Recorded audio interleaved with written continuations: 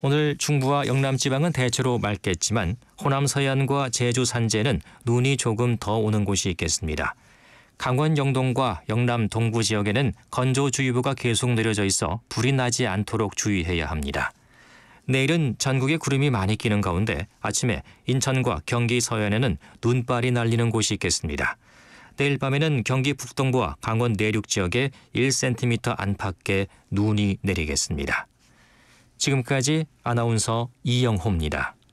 KBS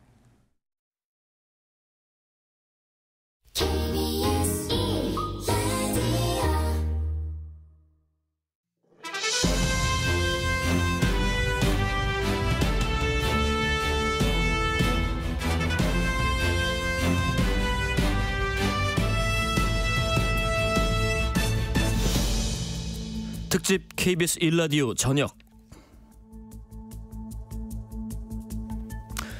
안녕하세요. 특집 KBS 1라디오 저녁 진행자 KBS 김용준 기자입니다. 이동관 방송통신위원장에 대한 민주당의 탄핵 추진은 무산됐습니다. 윤 대통령이 이 위원장에 대한 사표를 먼저 수리했기 때문인데요.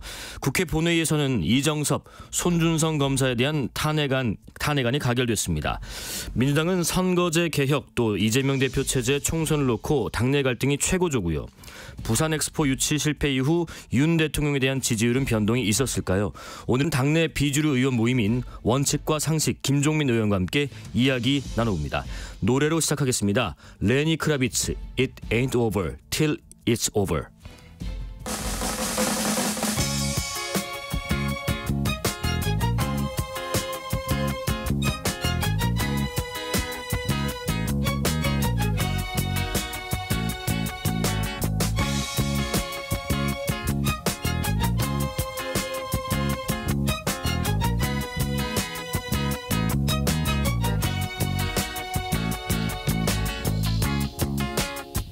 Here we are.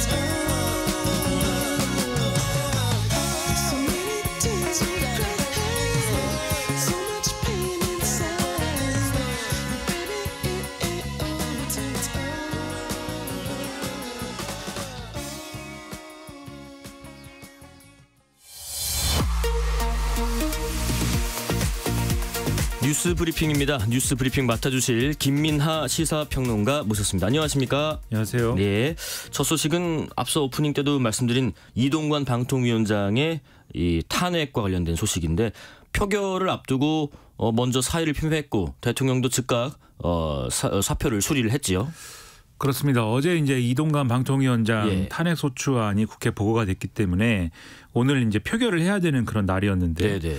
오늘 오전에 이동관 방송통신위원장이 임시국무회의에 참석을 했고 그리고 나서 이제 기자들과 만나서 윤석열 대통령에게 사의를 표명했다 이렇게 밝혔습니다. 네네. 그러면 사의를 표명한 것을 윤석열 대통령이 쉽게 얘기하면 이제 수리를 하느냐 예. 이 관건이었는데 오후에 대통령이 이동관 방통통신위원장의 면직안을 재가를 했다 이렇게 대통령실이 밝혔고요. 네네. 이에 따라서 국회 본회의에 보고된 탄핵소추안은 이 탄핵소추의 대상이 면직이 됐기 때문에 예. 이것은 자동 폐기가 되는 수순으로 그래서 폐기가 됐습니다. 네, 그러니까 민주당 입장에서는 당황했으려나요? 어떤 입장인가요? 일단 언론들은 이제 더불어민주당이 허를 찔렸다 예. 이렇게 이 제목을 뽑아서 보도를 하고 있는데 네. 일단 더불어민주당은 이동관 방송통신위원장이 탄핵을 회피하기 위해서 꼼수를 쓴 것이다 이렇게 강하게 비판을 하고 있는 그런 상황입니다. 예. 그리고 윤석열 대통령이 이제 앞서 말씀드린 게 이 사표를 수리할 것이냐 말 것이냐가 관건인 상황이었다라고 말씀드리지 않았습니까? 네네. 거기에 대해서 이 사표를 수리하는 거는 국회가 진행하고 있는 탄핵 절차에 대한 방해 행위다. 이렇게 민주당은 주장을 했었습니다. 네네네. 근데 이제 받아들여지지 않은 것이죠. 결과적으로. 이게 이제 민주당 주장으로는 예를 들면 공무원들이 뭐 징계 대상이거나 할 때 예. 사직서를 낸 경우나 이럴 경우에는 이제 받아들여지지 않는 것이잖아요, 원래는. 네네. 그래서 그런 거에 빗대서 이제 그런 차원에서 수용하면 안 된다 이런 취지의 이제 주장을 한 건데 현실적으로 그게 이제 장관급 인사에 대해서 받아들여질 만한 일이냐 이런 반론이 있는 그런 상황이고요. 그리고 이재명 대표도 이 예. 사퇴를 예상하지 못했던 거는 사실이다. 지금 이렇게 얘기를 하고 있는 그런 상황입니다. 네네. 정의당의 경우도 야당과 국민들이 이동관 방송통신위원장 물러나라 이렇게 얘기할 때는 듣지 않았는데 탄핵안을 처리한다고 하니까 물러나는 것은 옳지 않다 이렇게 비판을 하고 있는 상황입니다. 사실 뭐 몇 달 전에 이종섭 전 국방장관 때도 뭐 탄핵을 추진을 하겠다고 하니까 뭐 사의를 표명했고 사표가 수리된 케이스도 있었습니다. 이동관 방통위원장은 어떤 입장을 또 내놨나요? 오늘 이제 그러면 방송통신위원회를 예. 떠나야 되는 그런 상황이기 때문에 이 떠나는 자리에서 기자들하고 또 질의응답을 가졌는데요. 예예. 당연히 질문이 나왔겠죠. 어떤 입장인지에 대해서 이동관 방통위원장이 얘기를 했습니다. 이 방통위원장직을 사임을 한 것은 그러니까 거대 야당의 압력에 떠밀려서도 아니고 야당의 주장처럼 정치적인 꼼수를 쓴 것은 더더욱 아니다 이렇게 얘기를 했고요. 네네. 오직 국가와 인사권자인 대통령을 위한 충정이다 이렇게 얘기를 했는데 이게 무슨 얘기냐면 예. 이 탄핵 소추안이 가결될 경우에는 이것을 이제 가결된다고 해서 끝이 아니고 헌법재판소에서 또 심판 결과가 나올 때까지 기다려야 되는데 이 경우는 방통위원장 직무가 정지가 되는 상황 아니겠습니까? 그렇습니다. 그러면 방통위가 사실상 일을 할 수 없는 식물 상태가 될 것이고 또 그 기간 동안에는 어쨌든 이 탄핵 소추안이 처리가 됐을 테니까 여야가 상당히 이제 계속 강경한 대립 구도로 빠져들 수밖에 없겠죠. 예. 그렇기 때문에 이런 상황을 피하기 위해서 나름대로 굉장히 좀 엄중한 결단을 내린 것이다. 이런 취지의 이제 설명을 했습니다. 그리고 오늘 이제 국민의힘도 예. 이렇게 이 이동관 방통위원장의 이 방통위원장직 사임에 대해서 처음에는 이제 국민의힘도 몰랐다라고 했거든요. 예예. 이런 기류나 이런 것들을 사전에 알지 못했다라고 했는데 이후에 이제 논평을 냈는데 이런 내용의 논평을 냈습니다. 더불어민주당의 나쁜 탄핵으로부터 방통위를 지키고자 이동관 위원장이 스스로 직을 던지는 결단을 내린 것이다. 네. 이렇게 평가를 하고 있는 그런 상황입니다. 예. 이동관 전 방통위원장이 또 그런 말도 했더라고요. 국회 권한을 남용해서 마구잡이로 탄핵을 남발하는 민주당의 헌정질서 유린 행위에 대해서 앞으로도 부당성을 알리고 계속 싸워 나가겠다. 뭐 어떤 행보를 또 할지 지켜봐야 되겠는데 방통위는 그러면 이동관 방통위원장이 이렇게 사표가 이제 받아들여졌고 그러면 지금 한 분 계신 건가요? 뭐 앞으로 어떻게 운영이 되는 거예요? 운영은 되는 거예요? 위원장이 없으니까 예. 이제 부위원장이 직무대행을 해야 되겠죠. 예. 지금 이상인 부위원장이 부위원장이니까 예. 이상인 부위원장 직무대행 체제로 전환이 되는데 네. 지금 말씀하신 것처럼 이동관 위원장이 사퇴하기 전에는 상임위원 정원 5명 중에 3명이 공석이었습니다. 예. 그러니까 2명으로 운영이 되던 상황이었는데 지금 그럼 1명이 사퇴를 했으니까 1명이 남은 거지 않습니까? 예. 그 한 명 남은 게 이상임 부위원장인 거고 동시에 직무대행도 하게 된 것이죠. 네네. 그러니까 사실상 1인 방통위 체제가 이제 된 겁니다. 근데 이 방통위 설치 및 운영에 관한 법률 제13조를 보면은 예. 위원회 개의 요구 정족수가 규정이 되어 있는데 위원장 단독 또는 2인 이상의 위원 요구가 있을 때 이렇게 규정이 돼 있고 재적위원 과반 찬성으로 의결토록하는 규정이 돼 있습니다. 그러니까 예. 이 규정에 따르면은 지금 이 방통위를 운영할 수 있는 거냐 없는 거냐가 다소 이제 좀 애매한 것이죠. 그러네요. 그러니까 위원장 단독이라는 이 규정을 직무대행인 경우에도 이제 적용할 수 있는 거냐. 그리고 2인 이상의 위원 요구 요 조항이 이제 안 들어가는 거니까 그렇죠. 1인이니까 예. 이런 것들에 대한 해석이 좀 분분한 것인데 상식적으로 그런데 어쨌든 합의제 기구인데 예. 한 명이서 이제 운영하는 것은 어쨌든지 간에 이후에 법적 해석이라든가 여러 가지 이제 논란의 여지를 남기는 방식 아니겠습니까? 예. 그런 이제 여러 가지를 고려하면은 이 1인 체제에서는 어쨌든 중요한 어떤 의결을 필요한 어떤 결정이라든가 네. 이런 것들은 사실상 이제 어려운 거 아니냐. 이런 해석들이 지금 많이 나오고 있고요. 그러면 뭐 실질적으로는 뭘 결정한다기보다는 그냥 행정적인 절차 뭐 체제 정도만 유지하는 게 되지 않을까 싶은데 앞으로 그러면은 방통위원장 뭐 새로 누군가 또 후보자를 지명해야 되지 않겠습니까? 그렇습니다. 이 방통위원장이 그만둔 것이기 때문에 새로운 후보자를 그러면 지명을 해야 되는 상황인 것이죠. 그러면 이제 대통령이 후보자를 지명을 해야 될 거고 이에 따라서 방통위가 3일 이내에 인사청문 요청서를 만들 거고 이거를 이제 국회에 제출을 하게 되면 20일 이내에 국회가 인사청문회를 개최를 할 수 있게 되거든요. 그러면 이거를 아주 빠르게 진행할 경우에는 이번 달 내에도 어쨌든 이제 새로운 방통위원장이 이제 직무를 할 수 있게 되는 시나리오도 있습니다. 근데 그럴 경우에도 여전히 이제 그러면 2인 체제로 진행을 하게 되는 거잖아요. 그렇죠. 방통위원들을 선임을 하고 이런 것들을 새롭게 국회가 또 결정해야 되는 어떤 프로세스가 필요한 건데 이것을 빨리 하든지 아니면은 아예 이번 기회에 그러면 방통위가 이런 체제로 가는 게 맞느냐. 좀 근본적인 제도 개선도 논의해 볼 필요가 있는 거 아니냐. 이런 얘기도 일부 이제 학자들은 좀 하고 있는 상황이어서 이런 논의까지도 좀 포괄적으로 고려해 봐야 되는 거 아니냐. 이런 지적도 언론에서는 나오고 있습니다. 그런 거 의견도 있지 않나요? 그 누가 지명되더라도 비슷한 상황이 또 연출되지 않겠는가 하는 전망들요. 그래서 이제 이게 비슷한 전망이 연출될 수 있다라는 게 사실 이제 방통위원장도 그렇습니다만 방통위원회에 대해서도 예를 들면 여당 추천이 있고 뭐 야당 추천이 있고 이런 식으로 관행적으로 하는 것들이 있는 거 아니겠습니까? 근데 그런 체제가 맞는 거냐? 그런 체제로 할 경우에 이런 정치적 논란과 이런 좀 뭐랄까요 비생산적인 대립구도로부터 늘 벗어날 수 없는 상태가 되는 거 아니냐? 특히 정권 교체기에 여당 추천 방통위 상임위원이 이제 퇴임할 경우에 그 추천 권한을 특히 뭐 여소야대가 됐고 뭐 이럴 경우에 여당이 추천해야 되는 거냐 야당이 추천해야 되는 거냐 이것 때문에 좀 혼란스러워진 측면이 있는 거거든요. 맞아요. 이 제도를 정비해야 되는 거 아니냐 이런 지적도 있어서 좀 포괄적으로 여야가 머리를 맞대고 논의를 해봤으면 합니다. 이동관 전 방통위원장에 대한 탄핵은 추진되지 못했고 사표 수리로 정리가 됐는데 검사 탄핵도 민주당이 추진했었잖아요. 이거는 조금 전에 본회의에서 가결이 됐다고 하더라고요. 그렇습니다. 손준성, 이정석 검사에 대한 탄핵 소추안은 더불어민주당이 주도를 해서 이것은 통과가 됐습니다. 더불어민주당 손준성 검사에 대해서는 이른바 고발사주 의혹, 이정석 검사에 대해서는 위장전입 그리고 범죄기록 불법 조회 등의 의혹을 두고 이게 헌법과 법률 위반 행위다라는 이유로 탄핵 사유로 제시를 해놓은 그런 상황인데 손준성 검사는 고발사주 의혹으로 재판을 받고 있는 상황이고 이정석 검사는 이 문제와 관련돼서 이제 강제 수사가 진행 중인 그런 상황이죠. 지금 이 검사에 대한 탄핵 소추안 가결은 지난 9월 달에 서울시 공무원 간첩 조작 사건의 피해자를 보복 기소한 의혹을 받고 있는 안동환 검사 이후 두 번째다. 그래서 이제 헌정사상 두 번째 탄핵 소추다. 이런 평가가 나오고 있습니다. 국민의힘은 더불어민주당이 습관적으로 탄핵을 남발하고 있다. 이런 이유로 본회의에 참여를 하지 않은 그런 상황이고 또 오늘 본회의 일정을 강행한 것에 대해서 김진표 국회의장의 사퇴 등을 요구하고 있는 그런 상황입니다.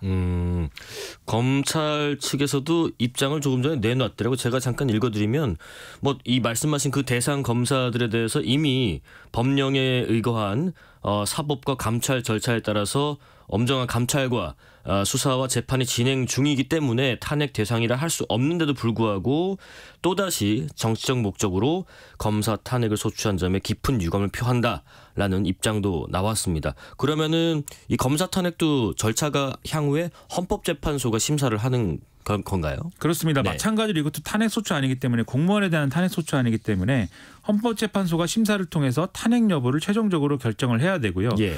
그 심판 결과가 나올 때까지 두 검사의 권한 행사는 이제 정지가 되는 그런 상황인데 이게 이제 이전에는 이제 검찰의 입장도 예를 들면 이정석 검사 같은 경우에는 이재명이 더불어민주당 대표 관련 수사를 진행 중인 그런 상황이었기 때문에 이게 정치적인 어떤 목적이 있는 거 아니냐, 예. 수사를 방해하려는 목적이 있는 거 아니냐 이런 반발을 하는 그런 상황이도 했습니다. 그렇죠.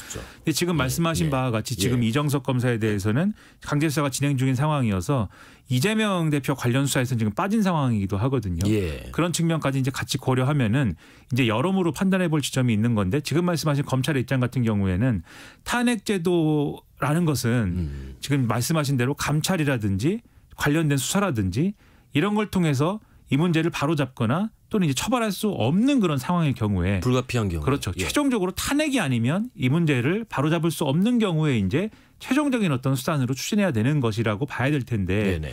지금 어쨌든 추진하고 있는 건데 감찰도 하고 뭐 수사도 하고 있고 손준성 검사의 경우에는 재판도 하고 있는 건데 이렇게 좀 억지로 탄핵하는 건 받아들일 수 없다. 뭐 이런 취지인 건데 더불어민주당은 이제 그런 주장을 아마 하고 있습니다. 특히 이정석 검사에 대해서는 예. 우리가 탄핵 추진하기 전에는 이제 수사도 하지 않은 거 아니냐 뭐 이런 주장이어서 계속해서 이제 의견 대립이나 이런 것들은 좀 진행이 될 것 같습니다.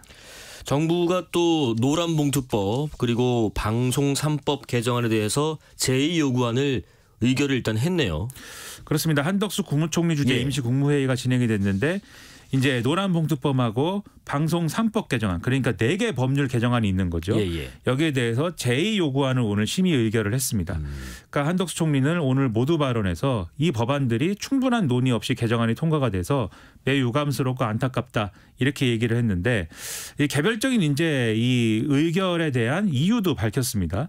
일단 노란봉투법에 대해서 예. 이게 이제 구체적으로 노동조합법 개정안인데 교섭 당사자와 파업 대상을 무리하게 확대했다. 그리고 민사상 손해배상 원칙의 예외를 둠으로써 건강한 노사관계를 크게 저해를 하고 산업 현장의 갈등과 혼란을 야기할 걸로 우려가 된다라고 설명을 했고요. 예. 그 결과를 이제 불법 파업을 조장하는 결과를 가져오게 될 것이다. 이렇게 주장을 했습니다. 예. 그리고 이제 방송 3법 개정안에 대해서는 공영방송의 미래지향적인 새로운 역할 정립보다는 지배구조 변경에 지나치게 편중되어 있는 법 개정안이다라고 평가를 했고 예. 특정 이해관계나 편향적 단체 중심으로 이 사회가 구성이 된다든지 하는 그런 상황 때문에 공영방송의 공정성, 공익성이 훼손될 수 있다라고 이제 주장을 했는데요. 네. 이러한 평가에 대해서는 더불어민주당을 비롯한 야당들이 크게 반발하는 입장을 또 표명한 그런 상황입니다. 절차적으로 총리가 주재해서 임시 국무회의를 열어서 의결을 했으면 그것을 대통령이 이제 받아들이느냐인데 윤석열 대통령은 이 의결에 대해서 어떤 결정을 내렸습니까? 윤석열 예. 대통령은 이 제2요구안을 이제 이 방송 시작하기 전에 네. 제2요구권을 행사하는 것으로 또 결단을 내렸습니다. 제가를 했네요. 그렇습니다. 예. 그래서 이것은 지난번에 양곡관리법 개정안 그리고 간호법 제정안에 이은 세 번째 이제 거부권 행사가 되는 것인데요. 예. 그럼 대통령이 거부권 행사를 하면 그 다음에 어떻게 되느냐? 이 법안들의 경우에는 다시 국회로 돌아갑니다. 말 그대로 제2. 예. 그렇습니다. 예. 그럼 국회에서 이거를 다시 통과를 시켜야 되는데 예. 이 경우에는 재적의원 과반 출석의 3분의 2 이상의 의원들이 찬성을 해야 됩니다. 그렇기 때문에 지금 야당이 다 힘을 합쳐도 통과를 할 수 없는 그런 의석수입니다. 그렇겠네요. 그렇기 때문에 여기서 이제 법안이 통과되지 않으면 이것은 폐기가 되거든요. 네. 그러면 지난번과 마찬가지로 법안을 힘들어서 만들었는데 대통령이 거부권을 행사하고 이게 국회로 돌아와서 다시 폐기가 되는 쳇바퀴가 도는 것 같은 그런 상황이 다시 한번 또 연출되는 것이어서 국회도 그렇고 또 이제 대통령의 거부권 행사도 그렇고 예. 좀 소모적이지 않느냐 이런 지적이 다시 한번 또 언론을 통해서 제기가 될 것으로 예상이 됩니다. 야당에서는 이 거부권 행사에 대해서 헌정 질서를 훼손하는 거다라고 이제 비판을 하고 있습니다. 그리고 최근에 그 소식이 있었잖아요. 조계종 총무원장이었던 자승스님 그 사망과 입적과 관련해서 뭐 여러 가지 얘기들이 있는데 뭐 소신공양이라는 입적의 표현도 쓰고요. 유서가 또 여러 장이 추가로 나왔다고 합니다. 이 조계종 총무원장 진우 스님이 자승 스님의 유언서 여러 장을 이 자승 스님 거처에서 발견했다라는 것을 이제 오늘 공개를 했는데요. 일단 진우 스님은 이 취지에 대해서 이렇게 설명을 했습니다. 이 자승 스님이 깨달음의 세계를 항상 추구했기 때문에 그것을 스스로 선택을 했다라고 생각한다. 라면서 이 유서를 통해서 짐작되는 내용을 간접적으로 이제 전했는데요. 네. 그리고 그러한 고민을 상당한 기간 가졌던 것 같고 그 시기가 지금 최근이었다라고 지금 이해를 하고 있다라고 이 맥락을 설명을 했습니다. 예. 그리고 이 맥락에 대해서 일반인들은 잘 이해를 못하겠지만 수행자 사이에서는 충분히 있을 수 있는 일이라고 본다라고 설명을 했는데 이런 취지의 발언은 아무래도 이 자승 스님의 입적 경위와 동기에 대해서 지금 일반인들이 볼 때는 여러 가지 이제 의구심을 제기하는 그런 상황 아니겠습니까? 스스로 그렇게 극단적인 선택으로 표현해야 될까요? 그래서 선택을 했다라는 것이 이런 종교적인 세계의 이해를 구하는 게 사실 언뜻 와닿지는 않긴 해요. 뭐 제가 불교에 좀 문외한이라서 그럴 수도 있겠지만은. 그렇습니다. 그리고 지금 이제 경찰 수사도 진행 중인 것이고 예. 또 보도에 의하면 국정원도 이 전후 관계에 혹시라도 어떤 뭐 왜곡된 사실관계라든지 이런 게 있을 수 있는 거니까 예. 철저하게 수사를 하고 있는 상황이고 또 일부 보도에 의하면 윤석열 대통령도 이 문제에 대해서는 철저하게 좀 의혹이 없이 한 점 의혹 없이 수사해라라고 이제 지시했다 이런 보도도 나오는 것이기 때문에 네. 이와 관련돼서 이제 조계종도 입장을 밝히고 있는 그런 상황인 거거든요. 네네. 앞서 말씀하신 것처럼 조계종은 이것은 소신공양 자화장이다. 예. 그러니까 종교적인 의미에서 자승 스님이 선택을 한 것이지 다른 의혹이 있는 것은 아니다라는 입장 표명을 하고 있기 때문에 그거와 관련된 내용을 오늘 다시 한번 이 유서를 공개하면서 추가적인 공개를 하면서 다시 한번 이제 강조를 한 것이다. 이렇게 이해할 수 있는 내용이다. 이렇게 보시면 되겠습니다. 유서 내용은 혹시 뭐라고 나오던가요? 일단 오늘 조계종이 공개한 내용은 예. 총무원장 스님에게 이제 이름이 붙어 있는 그러한 내용이 있는데요. 예. 함께하지 못해 미안하다. 종단의 미래를 잘 챙겨달라. 이런 내용이 한 장이 있었습니다. 그리고 이 수행하는 스님들을 위한 이제 내용도 있었는데 뭐 살면서 수행을 소홀히 한 점 반성한다. 이 수행하는 스님들 굉장히 존경한다. 이런 내용들이 담겨 있었고요. 그리고 이제 상좌 스님들 그러니까 이제 자승 스님의 제자 합격되는 스님들인데 이 스님들의 변명을 쭉 적고 2억 원씩 출연해 토굴을 복원해달라. 이렇게 이제 적은 대목이 있는데 이 토굴이라는 거는 지금 이 화재로 소실된 칠장사가 있지 않습니까? 예. 그러니까 자승 스님이 이제 이렇게 되면서 이게 소실이 됐는데 이것은 이제 복원해달라. 2025년까지 꼭 복원해달라라고 요구한 그런 내용이거든요. 예. 그래서 이 부분에 대해서도 나름대로 이제 책임을 지려고 한 내용이 아니겠느냐라는 게 조계종의 설명입니다. 마지막 중동 전쟁 소식 좀 알아볼게요. 뭐 몇 차례 휴전을 연장하고 해서 약간 어떻게 좀 화해 무드가 조성되는 건가 하는 기대도 했지만은 이스라엘이 가자 지구에서 전투 재개를 선언했다고요. 그렇습니다. 이스라엘이 예. 현지 현지 시간 1일 팔레스타인 무장정파 하마스가 휴전 협정을 위배하고 이스라엘 영토를 향해 발포했다라면서 가자지구 전투 재개를 선언을 했습니다. 지난달 24일 인질 그리고 수감자 서로 교환하는 조건으로 양측의 일시 휴전이 시작이 됐고 예. 이 계속 이제 이어지면서 좀 기대감을 높였는데 7일 만에 이제 이게 깨진 건데요. 현지 언론 보도를 보면은 전날까지만 해도 하마스가 억류 중인 인질 10명을 풀어주는 방안에 양측이 합의를 해서 그러니까요. 휴전이 좀 더 이어질 전망이었다. 이렇게 좀 봤는데 이날 오전에 하마스가 명단을 제시하지 않게 되면서 협상이 막판에 결렬이 됐다. 그래서 양측 교전이 재개됐다. 이렇게 지금 보도를 하고 있습니다. 그래서 실제로 지금 교전이 이루어졌고 양측에 이제 사상자가 지금 발생을 했다. 이런 보도까지 이어지고 있는 상황인데요. 네. 앞서 말씀하신 것처럼 양측이 계속해서 이제 릴레이로 휴전을 계속 이어가던 상황이었기 뭐 때문에 이틀씩 하루씩 연장하고 그랬었죠. 그렇죠. 예. 국제사회 특히 미국의 경우에는 지금 이제 이스라엘을 지원을 해야 되는 그런 상황에서 나름대로 이 휴전을 이어가는 것에 대해서 어느 정도로 어떤 폭으로 어떤 종류의 무엇을 지원할 것이냐 좀 균형을 잡아가던 상황이었거든요. 그래서 이 좀 무드를 계속 이어가면 장기 휴전까지도 가능하지 않겠느냐. 그러니까요. 좀 쉽지는 않겠지만 예. 그런 방법도 찾아볼 수 있는 거 아니겠느냐. 이런 취지로 국제사회를 좀 설득을 하자. 이런 상황을 좀 모색하던 국면이었는데 예. 지금 그게 좀 깨진 그런 상황이어서 상당히 좀 우려가 커지고 있고 다시 좀 기회를 찾을 수 있을 것이냐 찬스를 좀 만들 수 있을 것이냐에 대해서는 일단 국제사회 전문가들은 이게 좀 어렵지 않겠느냐라는 입장을 다 일단은 얘기를 하고 있습니다. 그래요. 하지만 예. 어떻게든 노력을 해서 좀 만들어야 되지 않겠습니까? 전쟁해가지고 좋은 건 없는 거잖아요. 그러니까요. 좀 국제사회가 노력을 해서 좀 모멘텀을 찾아야 되지 않겠는가 좀 이런 생각을 해보게 됩니다. 2달도 채 안 돼서 14,000여 명 정도의 민간인 희생자가 나왔고 또 국제사회가 이렇게 애타는 어떤 중재 노력을 했지만은 이게 일시 휴전이 7일에 그쳐서 노력들이 좀 물거품 되는가 좀 우려가 됩니다. 뉴스브리핑 김민하 시사평론가였습니다. 고맙습니다. 고맙습니다.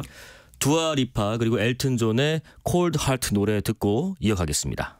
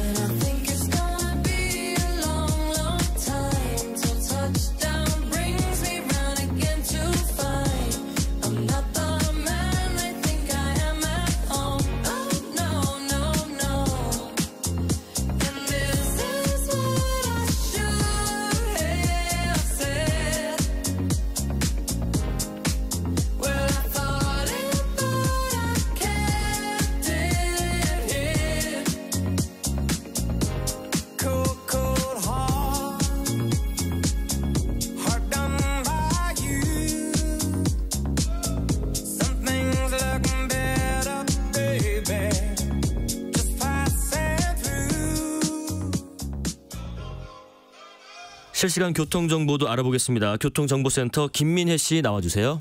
네, 시각 교통정보입니다. 금요일 퇴근 시간을 앞두고 도로 이동량 빠르게 늘고 있습니다. 우선 경부고속도로 부산 방향으로 한남에서 동탄분기점 사이로 더디게 지나고 있고요. 천안분기점 부근 1차로에서는 승용차 사고나 처리 중입니다. 이 사고 처리와 이동량도 계속해서 몰리면서 일대로 14km 정체 이어지고 있습니다.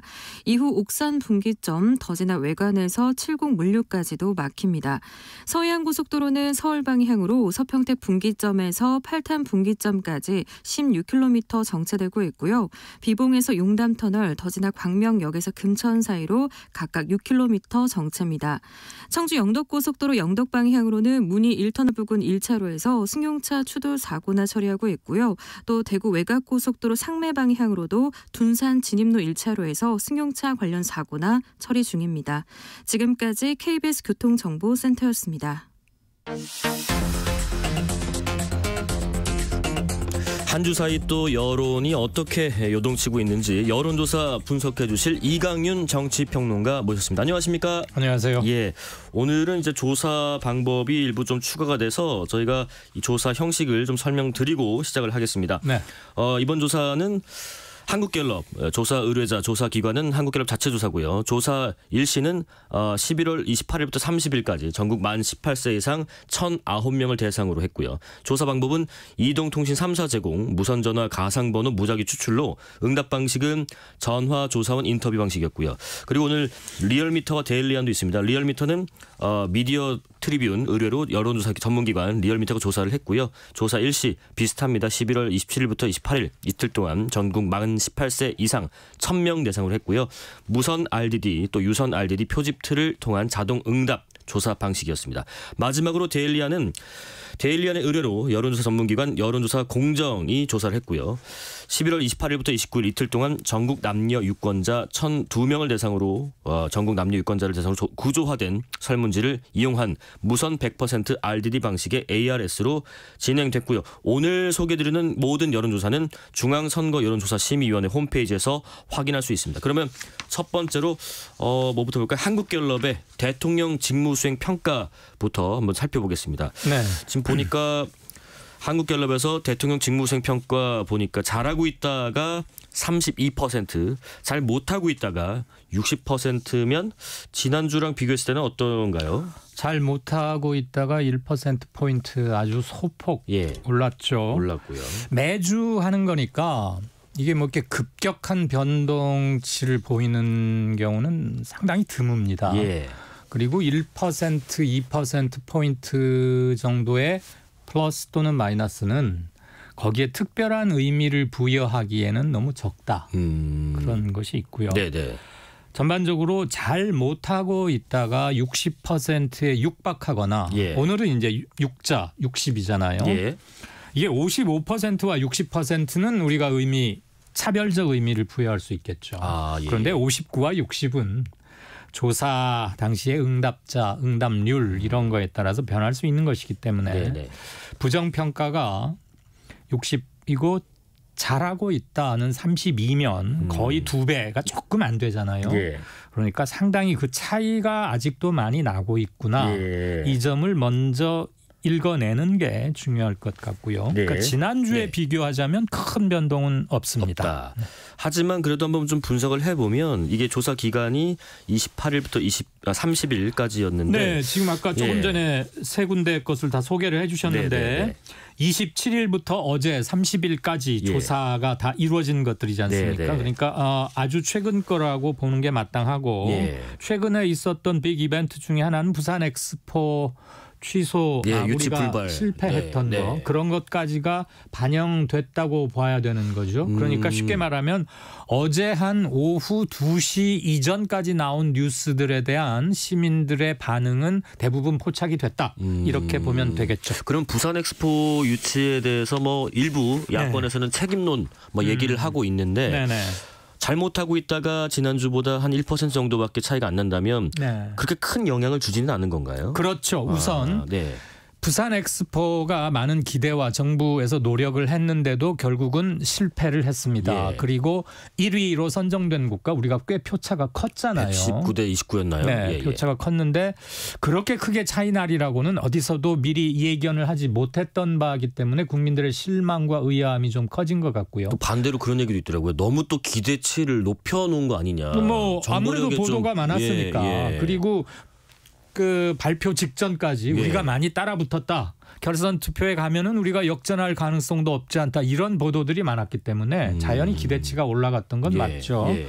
그런데 이것을 별도의 질문 항목으로 외목직에 물었다면은 좀 더 시민들의 반응이 많이 포착이 됐을 거예요. 그런데 갤럽 같은 경우는 이것을 별도 학문으로 묻지를 않고 대통령 직무 평가에서 갤럽 조사 중에 약간 의미 있다고 저는 평가하는 대목 중에 하나가 자유응답이 있습니다. 대개는 1, 2, 잘한다, 못한다, 어느 당을 좋아합니까, 누구를 지지합니까 이렇게 선택지를 주고서 묻는 것과 그렇죠. 대통령이 국정을 잘하고 있다고 보세요? 못하고 있다고 보세요? 이렇게 물어서 잘한다. 그러면 어느 점이 잘한다고 보십니까? 갤럽은 이렇게 묻거든요. 사람이. 예. 그럼 이제 사람에 따라서 견해가 다를 거 아니에요. 나 뚝심 있다. 어떤 점 난 이런 게 좋다. 반대로 부정평가도 다 이유들이 있겠죠. 그럼 갤럽은 조사원들이 그걸 다 들어가지고 평가표를 만들어서 이렇게 배치를 하는 거예요. 그러니까 부산 엑스포가 이렇게 됐는데 선생님은 어떻게 생각하십니까? 라고 별도로 물으면 실망이다. 또는 힘에 붙였다거나 언론 등등 해서 굉장히 기대치가 높았기 때문에 더 실망한다. 다 대답을 하겠죠. 근데 이번에는 대통령 긍정평가, 부정평가 이유 이거 매주 이렇게 하는데 거기 들어봤더니 아까 지금 부정평가가 60% 나왔잖아요. 그렇습니다. 그중에 그럼 선생님은 어떤 점에서 부정적으로 보십니까? 이렇게 물었더니 이거 다 주관식이에요. 경제나 민생이나 물가가 좀 심각한데 잘 못하고 있다. 이게 21%가 나왔어요. 그다음에 외교 부분을 잘 못하고 있다. 이게 14%고요. 그다음에 소통에 좀 미흡하다. 5%. 독단적이다. 5%. 그리고 사람 쓰는 거에 조금 문제가 있다. 이렇게 느낀 게 3%인데 지난주까지는 없던 항목이 하나 들어왔어요. 뭔가요? 바로 부산 엑스포입니다. 부산 엑스포 문제로 좀 실망했다. 결국은 우리가 잘못 접근했던 거 아니냐라고 응답한 분이 1%입니다. 이 1%는 물론 애게게 그 1% 뭐가 대단해라고 하실 수도 있겠지만 듣는 분에 따라서는 지난주까지는 없던 부정평가 항목에 이게 새로 들어왔다는 것이고 이 점을 꼽는 분도 이 정도 됐다는 거예요. 그러니까 만약에 이것을 별도 항목으로 물었으면 좀 다른 수치가 나오겠죠. 그렇겠네요. 반면에 32%의 응답자가 대통령 국정평가 그 정도면 나는 잘한다고 본다라고 답했잖아요. 그중에 뭐가 잘하는 것 다고 생각하십니까? 물었더니 외교다. 외교다. 42%예요. 아주 압도적이죠. 예. 근데 아까 부정평가에서는 외교 때문에 좀 나는 부정적이다. 점수를 박하게 준다라고 답한 분이 14%였거든요. 두 번째 순위였잖아요. 네, 그런데 여기서는 외교가 42%, 국방과 안보 면에서 믿음직하다. 나는 찬성하고 지지한다가 4%. 예. 외교가 42%인데 두 번째인 국방 안보가 4%면 차이가 상당히 나는 거죠. 그러네요. 그만큼 새 정부 들어서 윤 대통령의 외교 행보를 긍정적으로 보는 분들이 많다는 거를 우리가 간접적으로 알 수 있겠죠. 예. 그다음으로 경제나 민생 이 정도면 잘하고 있다가 본다가 3%. 그다음에 결단력이 있고 뚝심이 있다. 추진력이 좋다라고 답한 분들이 2% 예. 이런 순서로 갑니다. 그래서 갤럽의 자세한 표를 보면 긍정평가 이유와 부정평가 이유가 한 20개도 넘어요. 왜냐하면 응답자들이 말씀하시는 걸 다 받아 적어가지고 항목화하는 거니까. 예. 상당히 좀 재밌네요. 네네. 경제 물가가 21%인데 잘못한 거에서 외교가 14% 두 번째인데 네. 잘하는 것은 1등이 또 외교였다. 아까 잘한다에서는 경제 민생이 3%인데 네네네. 못한다에서는 경제 민생 물가가 무려 21%로 21%로. 첫 번째 항목이었거든요. 그렇군요. 그러니까 이렇게 보시는 편차가 굉장히 다양하다. 그렇습니다. 짧게 의견 좀 여쭤볼게요. 그 네. 대통령께서 그 이례적이라고 할까요? 아니면 신속하다 할까요? 하여튼 네. 부산 엑스포 유치 실패와 관련해서는 대국민 담화를 그날 발표를 했는데 네. 이거 평론가님은 어떻게 좀 분석하셨습니까? 일단 예. 전 정부 차원에서 굉장히 유치를 위해서 노력했던 건 많고 예. 그렇기 때문에 국민적 관심도 높았고 네. 또 그만큼 기대치도 높았죠. 그런데 졌는데 상당히 큰 표 차이로 졌기 때문에 서둘러서 민심의 설명과 총괄 책임자로서 사과, 유감의 뜻을 저는 표했다고 보고요. 그 타이밍은 뭐 빠를수록 좋은 겁니다. 그런 네. 거는. 아, 그리고 그래요? 사과는 감사의 표현이든 미안하다는 사과든 타이밍이 굉장히 중요하고 네네네.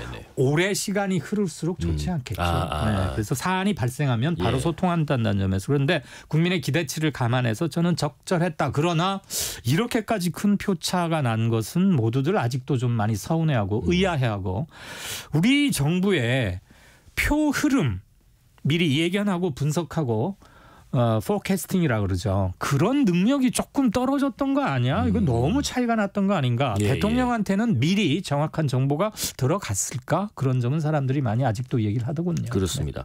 이어서 정당 지지도도 보겠습니다. 네. 국민의힘 한국갤럽 한번 조사입니다. 보죠. 네, 국민의힘 네. 33%, 네. 더불어민주당 34%, 그리고 무당층 29%.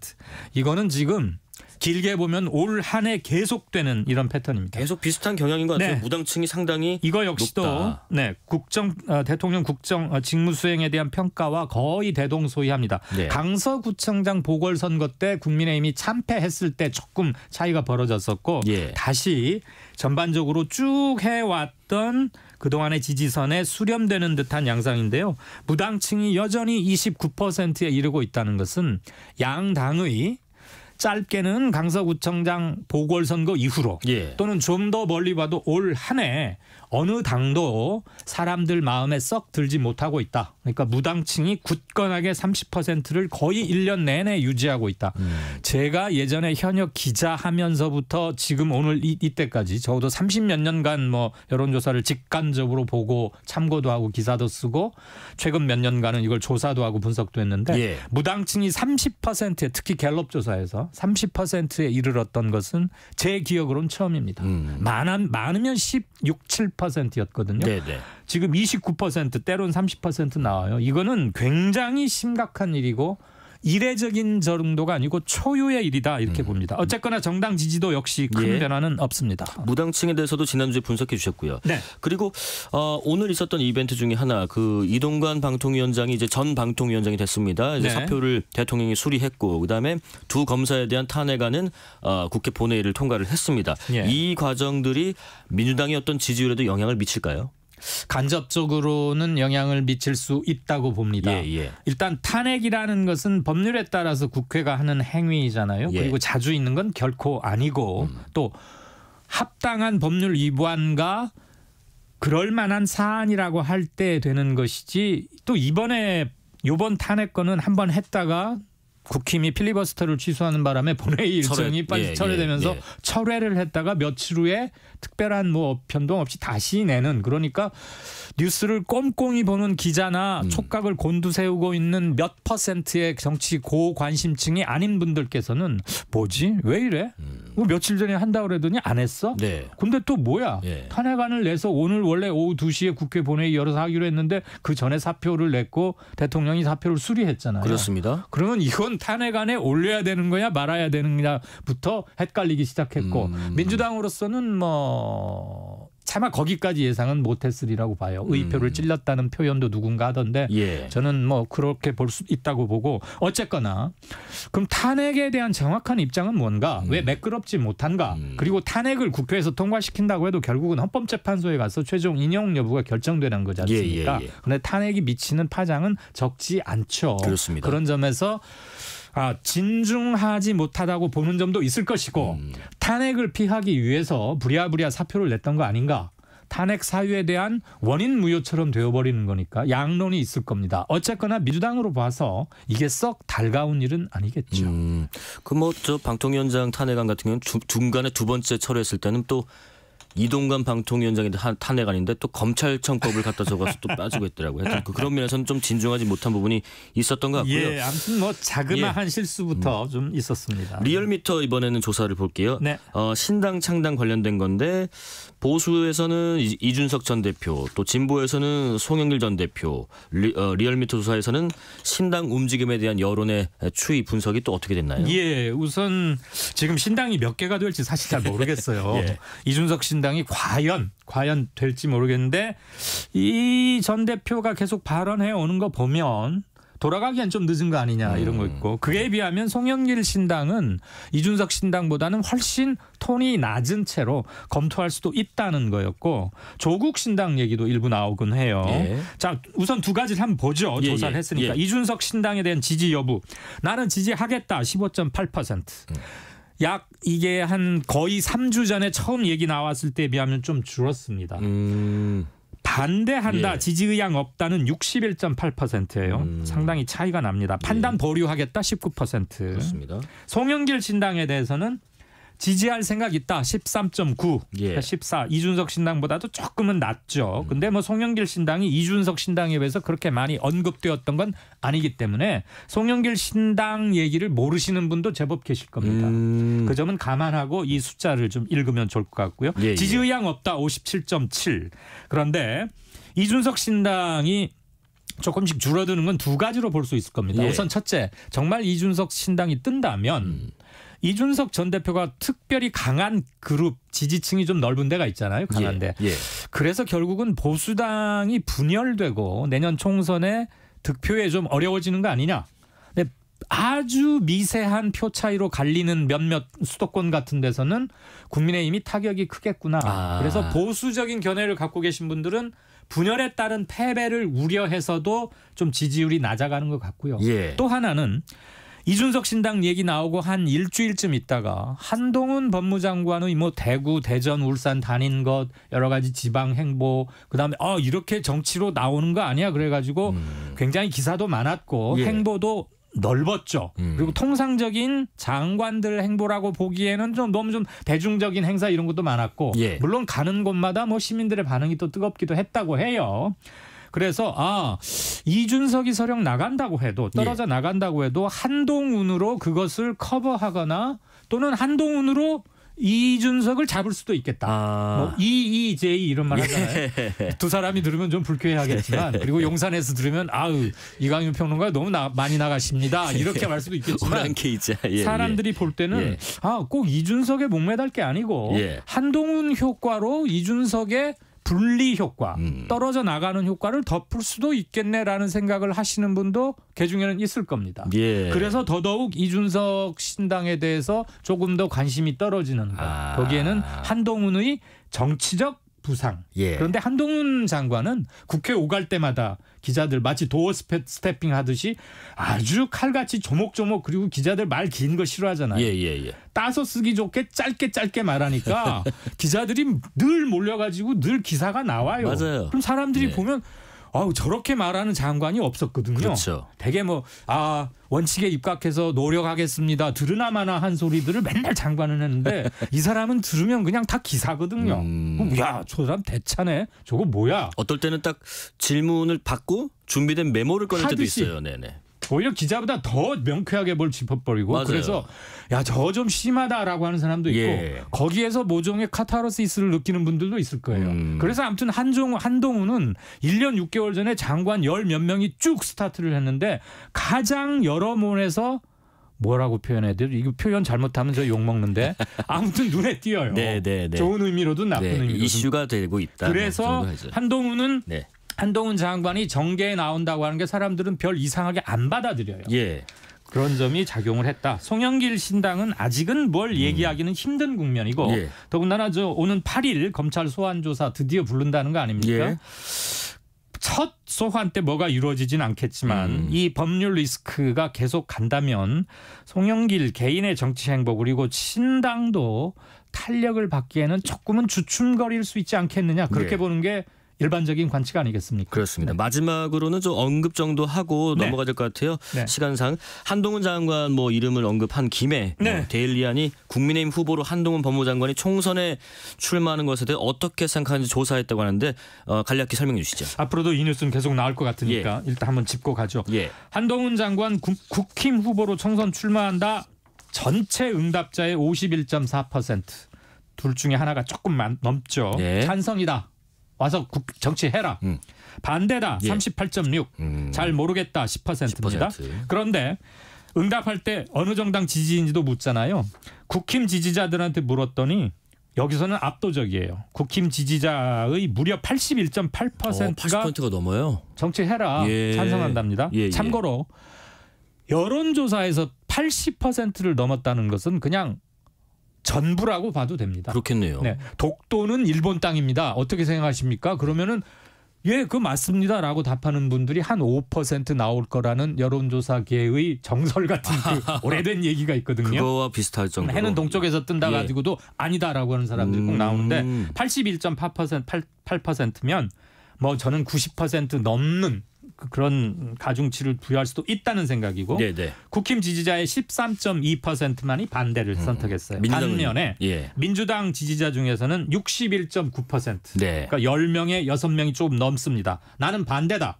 한동훈 그 사람 정치하면 안 된다 이랬고 27.9%가 찬성한다고 했습니다. 알겠습니다. 지지정당 없다고 답한 응답자 중에서는 찬성 31.7, 반대 47.8, 네. 반대한다가 조금 반수에 예. 거의 육박하는 예. 좀 많은 이렇게 나왔죠. 앞으로 정치 참여를 포함해서 어디로 나가느냐 어떤 역할을 하겠느냐 이것도 계속 관심이고 이 항목도 여론조사에서는 앞으로 나올 겁니다. 명쾌한 분석 이강윤 정치평론가와 함께했습니다. 고맙습니다. 안녕히 계십시오.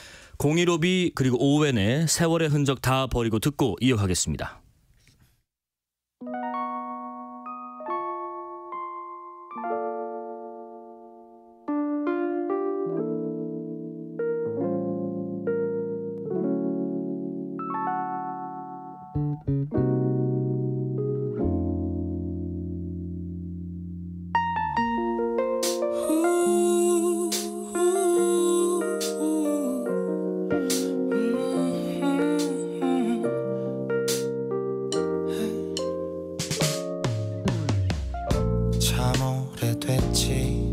우리 서로 헤어진지 나도 네가 없는 삶에 많이 익숙해졌어.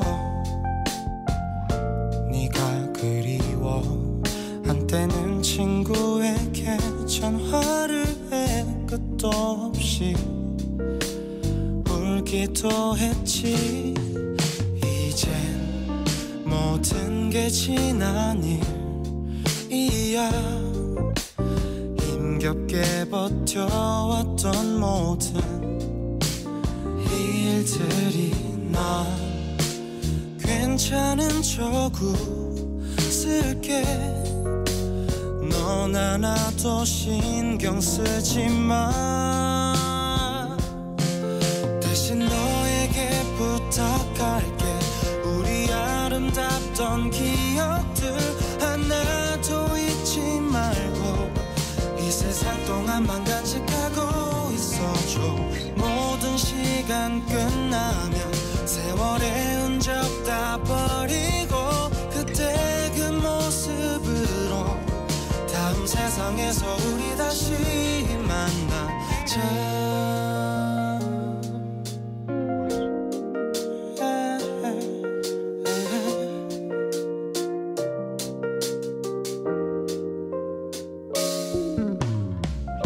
그래 어쩌면 이게 잘된 건지 몰라. 서로 아름다운 모습만 기억할 테니 나이가 들어 주름살이 하나 둘씩 늘어갈 내 모습을 넌 볼 수 없겠지. 삶이 너무 힘들어지고 세상에 찌들어가는 그런 모습 감추고 싶은 모든 걸 서로 보이지 않아도 돼. 제발 너에게 부탁할게. 우리 사랑하던 기억들 하나도 잊지 말고 이 세상 동안만 간직하고 있어줘. 모든 시간 끝나면 세월의 흔적 다 버리고 그때 그 모습으로 다음 세상에서 우리 다시 만나자.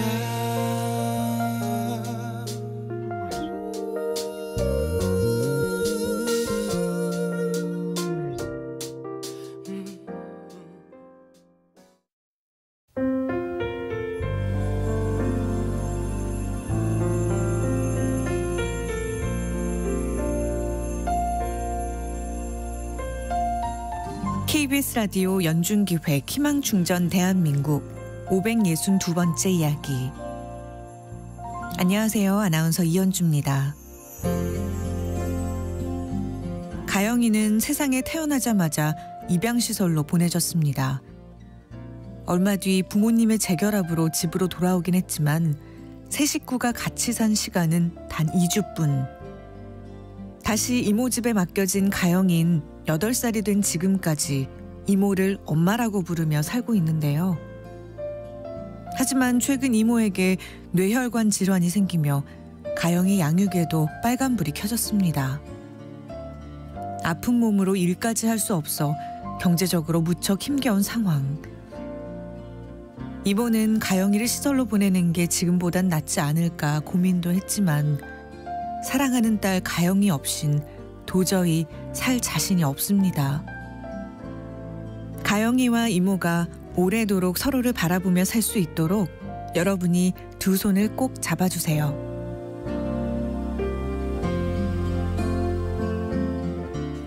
여러분의 따뜻한 손길이 희망의 빛이 됩니다. ARS 060-700-1580 060-700-1580 한 통화 3,000원으로 희망을 선물해주세요. KBS 라디오 연중기획 희망충전 대한민국은 초록우산 어린이재단, 인탑스 주식회사 그리고 청취자 여러분과 함께합니다. ARS 060-700-1580 한 통화 3,000원입니다.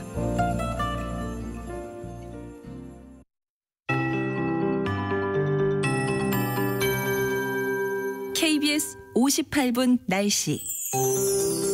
퇴근길도 많이 춥겠습니다. 찬바람이 체감온도를 끌어내리고 있는데요. 현재 서울의 기온이 영하 1도인데 체감온도는 영하 3.9도로 나타나고 있고요. 광주와 부산의 체감온도는 영상 2도 정도로 느껴지고 있습니다.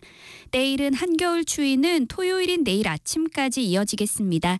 내일 아침에 서울 영하 4도, 대전 영하 3도, 대구와 전주 영하 1도, 강릉 0도 등으로 오늘보다는 1도에서 3도 정도 높은 곳이 많겠지만 여전히 평년 기온을 밑돌겠고요.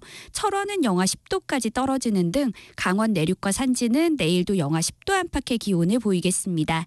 하지만 내일 낮에는 서울 7도, 부산 10도 등으로 오늘보다 3도에서 7도가량 오르면서 차츰 평년 기온을 회복하겠습니다.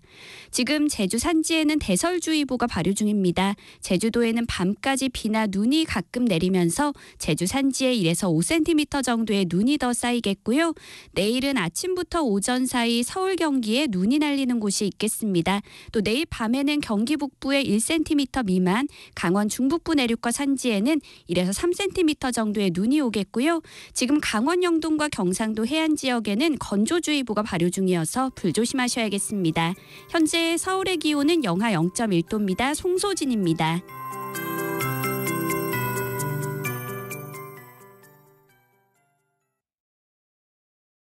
정성을 다하는 국민의 방송 KBS가 6시를 알려드립니다. AM 711kHz, FM 97.3MHz, KBS 1라디오입니다. HLKA.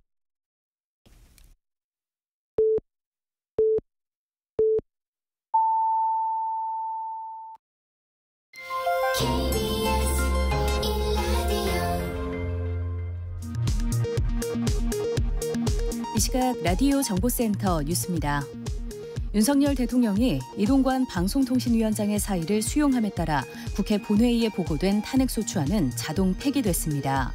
이재명 더불어민주당 대표는 이동관 아바타를 임명하기 위한 꼼수라고 비판했습니다. 민주당이 발의한 손준성, 이정섭 검사 탄핵소추안이 국회 본회의를 통과했습니다.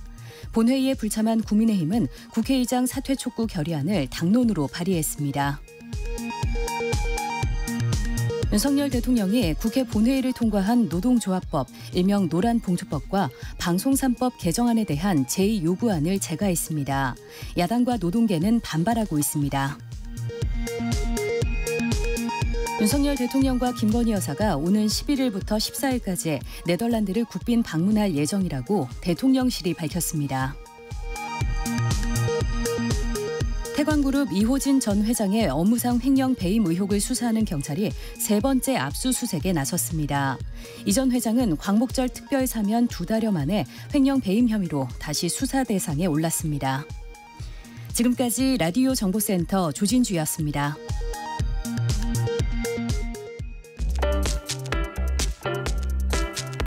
미카의 The Origin of Love 듣고 이어가겠습니다.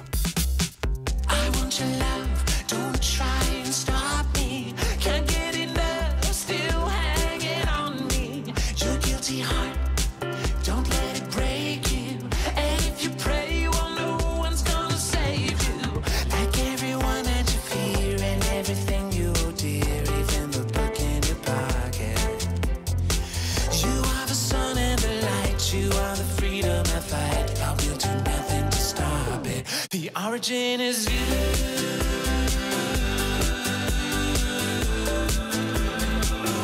You're the origin of love. You're the origin of love. You're the origin of love. Love is a drug and you are my cigarette. Love is addiction and you are my Nicorette. Love is a drug like chocolate, like cigarettes. I'm feeling sick, I've got to medicate myself. Well, if God is a priest and the devil a mud, well, that's a reason for nothing. Like every word that you preach, like every word that you teach, with every rule that you breach, you know the origin is you. To the air I breathe, to the love I need. Only thing I know is you're the origin of love. From the God above to the one I love. Only thing that's true, the origin is you. You're the origin of love. You're the origin of love. You're the origin of love. Oh, the origin is you.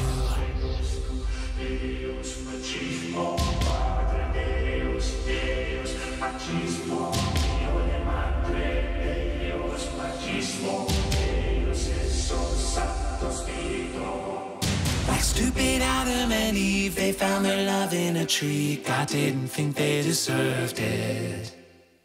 He taught them hate, taught them pride, gave them a leaf, made them hide. Let's push the stories aside. You know the origin is you. To the air I breathe, to the love I need. Only thing I know is you're the origin of love. From God above to the one I love. Only thing that's true. You're the origin of love.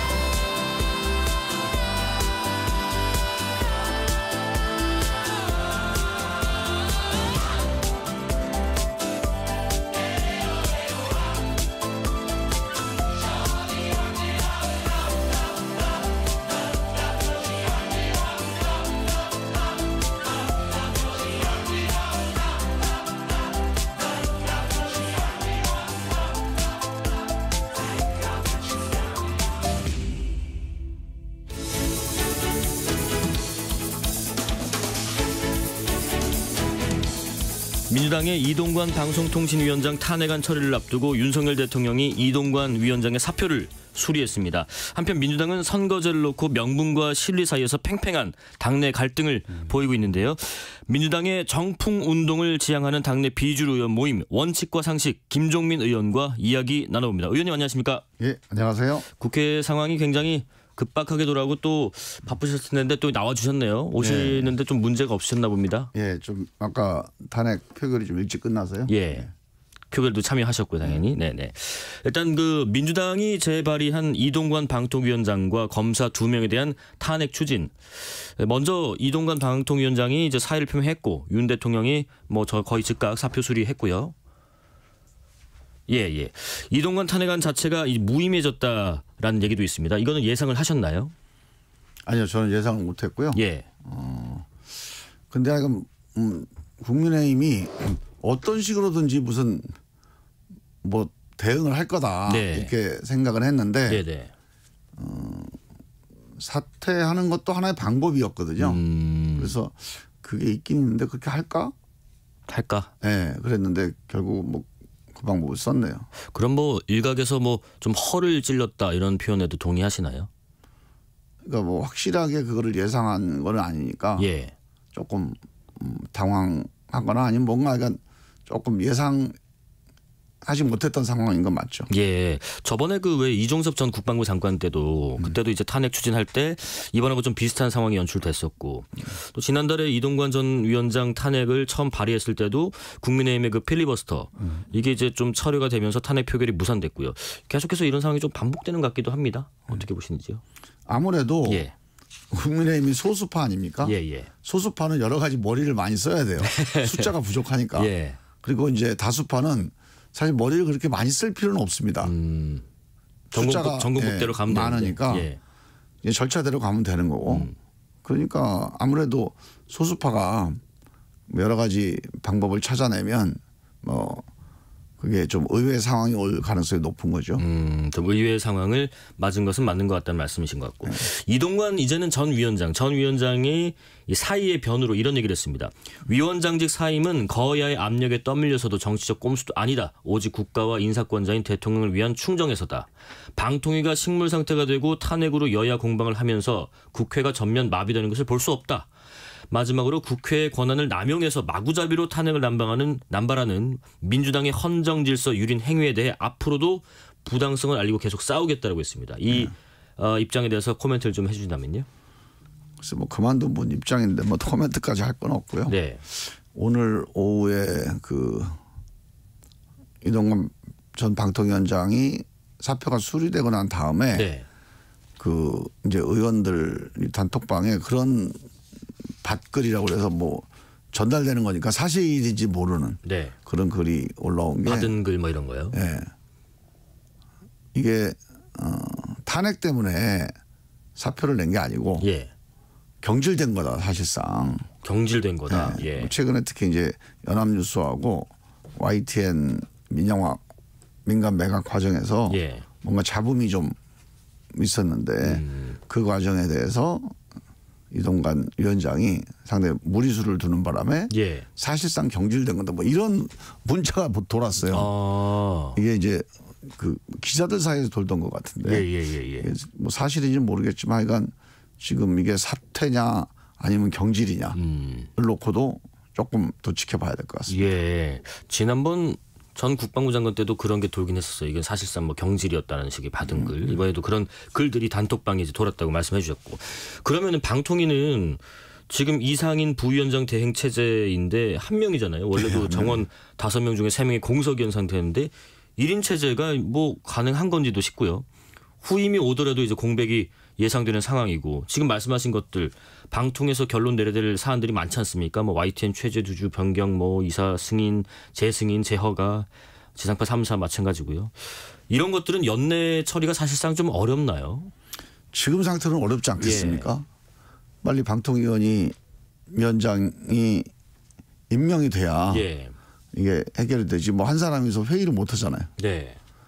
방통위는 이제 회의체 기구이기 때문에 회의를 해야 됩니다. 그러면 후임으로 누군가 지명이 될 텐데 되더라도 또 비슷한 상황 아니겠느냐라는 예상도 있어요. 그러니까 지명을 잘 해야죠. 문제가 없을 만한 사람으로 해야죠. 네, 문제가 없을 만한 사람. 이동관 위원장을 지명할 때부터 좀 잘못 지명을 했어요. 그러니까 누가 보기에도 저건 싸우자는 거거든요. 그리고 방송을 딱 틀어주겠다. 이게 지금이 어느 시대입니까? 지금 MB 시대도 아니고 지금 방송을 장악한다. 이게 가능한 일이 아니거든요. 근데 저 방송 장악 전문가다. 이렇게 이제 오해받을 사람을 임명을 해놨으니까. 그래서 저는 인사에 실패였다고 보고요. 다음 인사는 뭐 당장에 여러 가지 욕심이 생기겠지만 욕심 버리고 방통위를 정상화시킬 수 있는 야당과 어느 정도는 대화가 되는 인사를 해야 돼요. 야당하고 이렇게 정면 승부를 해가지고 지금 의석수도 여당이 많지도 않은데 그 의석수가 만약에 많다고 해도 야당이 이렇게 결사반대하면 국정 운영하기가 쉽지가 않습니다.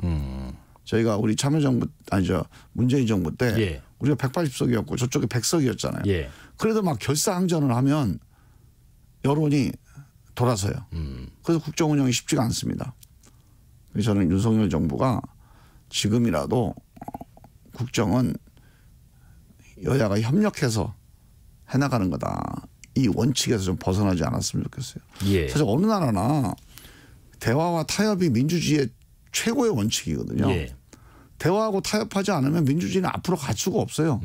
계속 쌈박질만 하면 뭐 여당이든 야당이든 다수든 소수든 아무 결정도 못하고 그냥 이른바 비토크라시. 그래서 늪에 빠지는 겁니다. 그래서 앞으로 나가려면 대화하고 타협해야 돼요. 우리 윤석열 대통령이 정말로 대통령 권력을 가지고 뭐든지 할 수 있다. 이 미신에서 벗어나서 야당과 대화하고 협력해야 국정을 풀어갈 수 있고 그래야 대통령 지지도도 올라갑니다. 뭐 일을 해야 올라갈 거 아니에요. 그런데 지금 대화 타협을 말씀을 하셨는데 조금 전에 표결하고 오셨다고 하셨지만은 오늘 본회의에서는 또 손준성, 이정섭 검사에 대한 탄핵안이 국회 본회의를 통과를 했습니다. 그러면 더더욱 대화와 타협이 좀 어려워지지 않을까요? 이 두 검사에 대한 탄핵은 타당한 탄핵이라고 보시는지요? 그러니까 이게 이제 서로 간에 물고 물리는 거예요. 그러니까 이게 뭐 누가 먼저랄 것도 없이 이게 여야 간에 대화도 없고 타협도 없는 이런 정치가 계속되니까 완전히 적대 정치 아닙니까 지금? 근데 이런 적대 정치가 계속되다 보니까 또 거기에 대해서 이게 탄핵을 꼭 해야 될 사안이냐 아니냐에 대한 판단에서 우리 민주당 내에서도 의견이 좀 엇갈렸어요. 엇갈렸지만 이럴 때는 항상 강경론이 또 이기게 돼 있습니다. 왜? 지금 윤석열 정부가 너무 강경기조로 가고 독주를 하니까 어떤 방식으로든 견제해야 된다. 근데 야당이니까 뭐 할 수 있는 일이 이거밖에 없다. 이게 먹히는 거예요. 이런 논리가. 그래서 저는 역시 이 문제를 풀려면 일단 대통령이 먼저 여당이 먼저 바뀌어야 됩니다. 여당이 야당과 대화하고 협력하겠다. 이런 자세를 가져야 야당도 그런 여당에 대고 계속 탄핵을 해봐요. 그럼 국민들이 가만히 있겠습니까? 근데 지금은 윤석열 대통령이 워낙 독선 독주를 하니까 야당이 이런 탄핵을 해도 야당도 이게 이제 독주다. 독선이다. 이렇게 공격을 받을 소지가 있잖아요. 근데 윤석열 대통령이 더 하는 거예요. 그러다 보니까 이런 야당의 이런 탄핵 정치 같은 것도 계속 이어지고 있는 거죠. 그래서 저는 일단 대통령이 먼저 국정기조를 바꿔야 된다. 그 두 검사에 대한 탄핵에 대해서는 검찰에서 입장이 나왔는데요. 이런 얘기합니다. 이미 법령에 따라서 사법 또 감찰 절차에 따라서 감찰과 수사 또 재판이 진행 중이고 그래서 탄핵 대상이라고 할 수 없는데도 불구하고 또다시 정치적인 목적으로 검사를 탄핵 소추한 점에 대해서 깊은 유감을 표한다는 입장을 내놨습니다. 이 검찰의 입장에 대해서는 동의하시는지요? 그러니까 일반적으로 예. 이제 감찰이 됐던 수사나 재판이 됐던 예. 사법적인 절차가 진행되면 처벌 가능성이 있는 거 아닙니까? 네네. 그러니까 이게 탄핵도 하나의 처벌 수단이거든요. 그러니까 이런 사법적 절차에 의한 처벌이 좀 시간이 많이 걸리잖아요. 예. 그래서 이걸로 처벌할 수가 없는데 긴급한 처벌이 필요할 때 그런 때 이제 탄핵 의결이 이제 그 행사되는 거거든요. 예. 그런 점에서 보면 이제 이게 과연 탄핵이 꼭 필요했느냐 하는 논란이나 논쟁이 될 수가 있는 거죠. 예. 그런데 그동안에 이 수사나 감찰이나 수사나 재판 과정이 공정하지가 못하다. 네. 또 이런 문제 제기가 계속 있어 왔어요. 그러다 보니까 이것도 결국 수사도 제대로 안 하고 기소를 해놨으니 재판 결과를 공정하게 우리가 기대할 수가 없다. 네. 그런 점에서 이제 탄핵론이 이제 힘을 받은 거고요. 네네. 그래서 저는 뭐 여야 관계가 지금처럼 이렇게 적대적인 관계만 아니면 탄핵까지 안 갔겠죠. 간단한 질문 좀 드려볼게요. 그 오늘 그 표 보면은 네. 탄핵안 표에 총 투표수 180표 중에서 손준성 검사에 대한 것 중에는 부가 2표가 있고요. 기권이 1표가 있고요. 무효가 2표가 있고요. 이정섭 검사도 마찬가지로 비슷하게 부가 3표, 기권 1표, 무효가 2표가 있어요. 이거 잠깐 이탈표인가요? 글쎄요. 그건 이제 우리 당이 170명이니까 예. 169명이니까 우리 당에서 꼭 이탈했다고 볼 수는 없겠죠. 어느 당에서 어느 당에서 찍었는지 모르지만 민주당 이외에는 뭐 다른 무소속이나 아니면 뭐 다른 당에서는 이탈표가 아니고 원래 뭐 자기 소신이었는지도 모르죠. 그럴 수도 있겠고요. 그리고 이런 얘기도 있어요. 이 탄핵이 계속 반복되다 보니까 이게 좀 피로도가 좀 있는 것도 사실인 것 같아요. 특히나 이정석 검사는 강제 수사, 검찰의 강제 수사를 좀 보고 그 다음에 탄핵을 해도 늦지 않지 않았는가 하는 얘기거든요. 그렇죠. 그게 이제 검찰이 이걸 좀 빨리 예. 감찰과 수사를 했었으면 탄핵까지 안 갔겠죠. 예. 근데 좀 많이 늦었고요. 그래서 이제 근데 이게 탄핵은 국회에 주어진 권한이니까 네. 절차대로 할 수는 있는데 너무 이걸 자주 하고 남발을 하게 되면 네. 또 그게 부메랑이 되니까 우리 민주당도 이 탄핵 추진에 대해서 좀 절제를 할 필요가 있죠. 탄핵 추진은 좀 절제할 필요가 있다는 말씀하셨고요. 그리고 노란봉투법 또 방송 3법에 대한 거부권 재요구도 의결이 됐는데 대통령이 재가를 했지요. 이것도 역시 독주라고 보시나요? 거부권이 너무 남발되고 있어요. 그러니까 야당은 탄핵을 남발하고 예. 뭐 여당은 대통령은 거부권을 남발하고 네. 국민들이 보는 시각이 그렇게 돼 있어요 지금. 우리 야당 입장에서 탄핵을 남발한다고 보지는 않지만 네. 국민들이 보기에는 대통령이 거부권을 남발하는 거나 행사하는 거나 네. 야당이 탄핵권을 행사하는 게 다 이렇게 꼭 정치를 해야 되겠냐.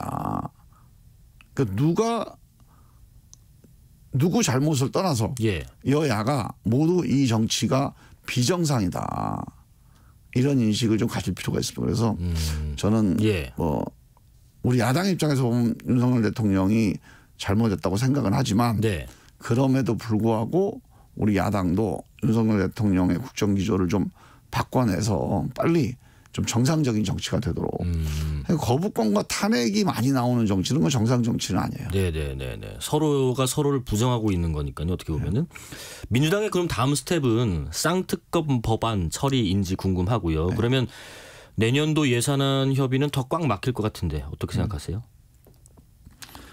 그럴 수도 있죠. 근데 뭐 쌍특검을 한다고 해서 예산이 꼭 막힐 이유는 없죠. 예산은 예산이고 또 특검은 특검이니까. 네. 그거는 뭐 꼭 연결되는 건 아니고요. 네. 일단은 뭐 우리 당에서는 쌍특검을 이제 시한이 됐으니까 이제 처리를 해야 될 때가 된 거죠. 8일입니까? 본회의 마지막 네, 날? 8일. 그때 하는 걸로.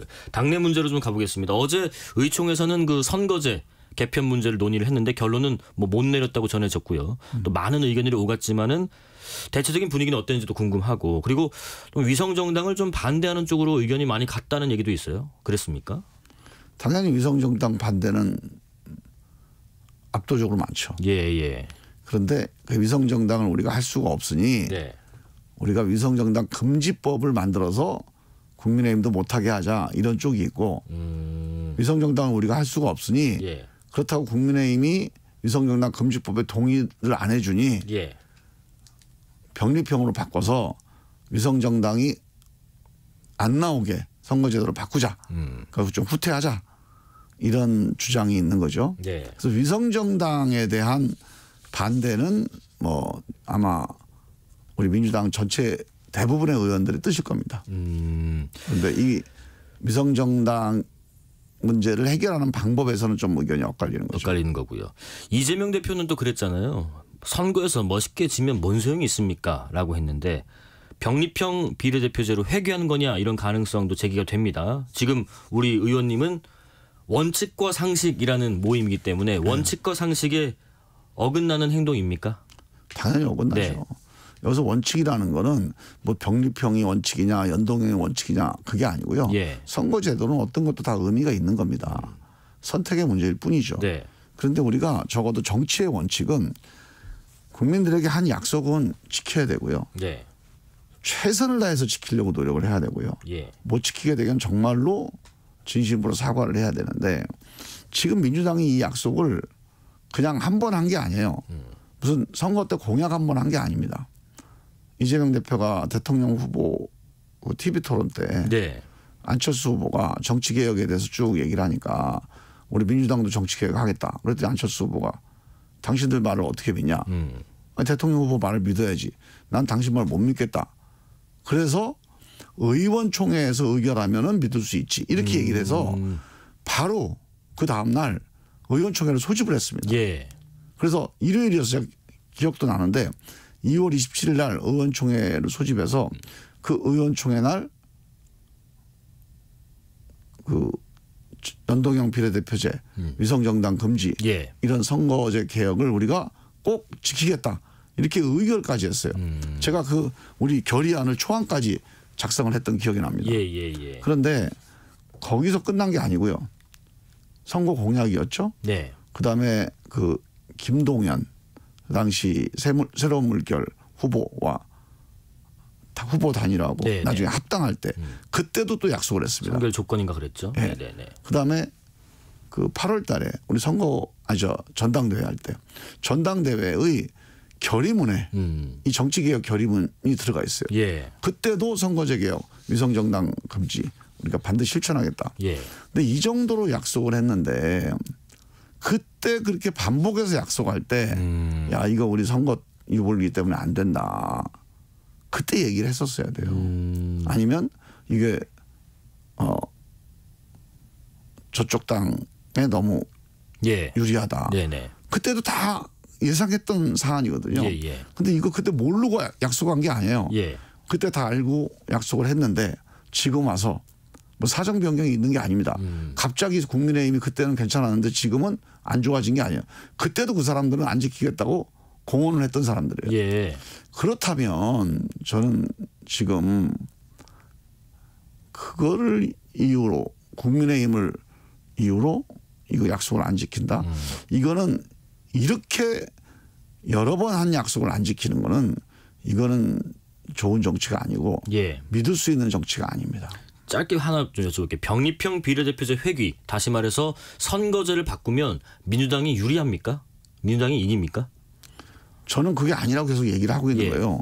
그 병립형으로 당장 단순 계산이 뭐 열석이 마이너스 이렇게 얘기하는데 네. 우리가 방정식을 한번 생각해 보세요. 변수가 X 플러스 Y 플러스 Z 네. 플러스 A 플러스 B 이렇게 변수가 한 5개가 돼요. 근데 그중에 X는 3이다. X가 3이다는 것 갖고 풀 수 있습니까? 나머지 Y, Z, A, B 나머지 변수들이 어떻게 될지 모르잖아요. 예. 지금 이 총선이라는 변수가 그런 겁니다. 무슨 선거제도 병립형이라는 이거 하나의 변수만 있는 게 아니에요. 이 변수에 따라서 하나 영향을 받겠지만 나머지 Y, Z, A, B 이런 수많은 변수들이 종합이 돼서 결과가 나오잖아요. 네네. 그중에 가장 큰 변수가 뭐냐? 민심이라는 변수예요. 이런 여러 가지들이 영향을 받아서 민심이라는 변수가 만들어지는 건데 예. 저는 이 변수를 생각을 한다면 선거제에서 약속을 안 지키는 게 선거제를 통해서 몇 석 더 유리하다 하더라도 약속을 안 지켜서 받는 공격과 불신 때문에 훨씬 더 많은 의석을 좀 뺏길 수 있다고. 다른 Y라는 변수에서 마이너스로 값으로 갈 수도 Y, 있다는 거네요. Z, A, B가 다 저는 마이너스로 갈 거라고. 예. 어제 그 이재명 대표 최측근 김용 민주연구원 부원장 1심에서 징역 5년 실형 선고받고 또 법정 구속도 됐는데 이재명 대표의 사법 리스크 뭐 다시 떠오른 상황입니다. 이낙연 전 대표도 연일 이재명 대표 직격하고 있고요. 이재명 대표 이재명으로 총선을 칠 수 있겠냐 뭐 이런 얘기도 나오고 대표를 거취를 당에서 중지를 모아서 결단해야 한다 이런 말도 나오는데 당이 어떻게 해야 된다고 보시나요? 혹은 이재명 대표가 어떻게 거취를 해야 된다고 보시나요? 그거는요. 저는 이제 일찌감치 이재명 대표가 이 사법 문제 때문에 이 재판을 일주일에 3번씩 받아가면서 총선을 지휘하는데 어렵다. 그러니 당대표에서 좀 물러나시고 선당우사를 해달라고 여러 번 말씀을 드렸어요. 네네. 근데 이제 이거는 전당대회에서 뽑힌 당대표를 물러나라고 우리가 요구를 하거나 압박할 수는 없는 노릇입니다. 그걸 뭐 의원들이 연명을 한다고 그래도 그거는 절차에 보장된 게 아니에요. 결국은 이재명 대표 본인이 결단을 해야 될 문제죠.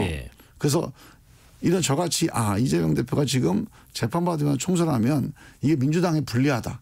민주당에 부담이 된다. 이렇게 판단하는 분들이 많다면 이재명 대표가 그거를 한번 판단을 해봐야 되는데 이재명 대표는 그렇지 않다고 보는 거예요. 그래도 본인이 재판을 받으면서라도 당대표를 해야 이번 선거에 유리하다. 또 이끌 수 있다. 이렇게 보는 거죠.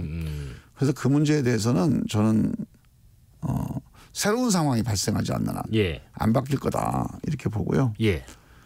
당대표를 안 물러나더라도 선당우사라는 그런 모습은 보여줄 수 있거든요. 그러니까 당대표에 물러나서 비대위로 가는 게 가장 큰 좀 좋은 선당우사의 모습이고 그렇지 않다 하더라도 이 당대표를 하면서도 그 사법 문제라든가 재판 문제라든가 오늘 어제 그랬던 김용 씨가 측근 아닙니까? 이런 측근의 재판에 대해서 민주당이 방어를 하거나 아니면 이거에 대해서 옹호하거나 이거 정도는 안 해야 돼요. 그래야 방탄정당 소리를 좀 안 듣거든요. 그런 정도는 해줘야 되는데 저는 이제 계속 그런 주장을 하고 있죠. 그래서 방탄정당 그만하자. 근데 그게 잘 안 돼요. 벌써도 어제 그 김용 재판 나오고 난 다음에 우리 당의 지도부에서 이거에 대해서 엄청나게 또 이제 그 공격을 하고 방어를 하고 옹호를 하더라고요. 무죄를 확신한다고. 근데 재판에서 무죄 확신하는 거는 그거는 경솔한 거예요. 사실은 우리가 누구 두 사람 간에 뭐 이웃 간에 다퉈도 한쪽 말 들어가지고는 잘 모르잖아요. 그래서 재판이 있는 거거든요. 그 재판부마저 무슨 뭐 정권에 포획이 됐다? 저는 그렇게 국민들이 일단 그렇게는 생각 안 합니다. 국민 일반의 상식에는 안 맞는 얘기예요. 그래서 자기가 보기엔 억울하다. 자기가 보기엔 틀렸다 싶어도 그거를 우리 당의 이름으로 당 지도부가 국민들한테 얘기하는 거는 사실 국민들의 상식과 싸우는 거거든요. 저는 그런 걸 좀 안 했으면 좋겠어요. 비대위 체제가 제일 좋지만 그렇지 않더라도 당대표를 유지하더라도 당 차원에서 이런 옹호나 방어를 해서는 안 된다는 말씀이시고요. 하는 거는 반드시 하지 말아야 된다. 시간이 없어서 거의 마지막 질문 좀 드려야 될 것 같아요. 이낙연 전 대표 같은 경우에는 왜 지금 시점에 와서 이런 직격탄을 계속 날리는지도 말이 좀 나오고요.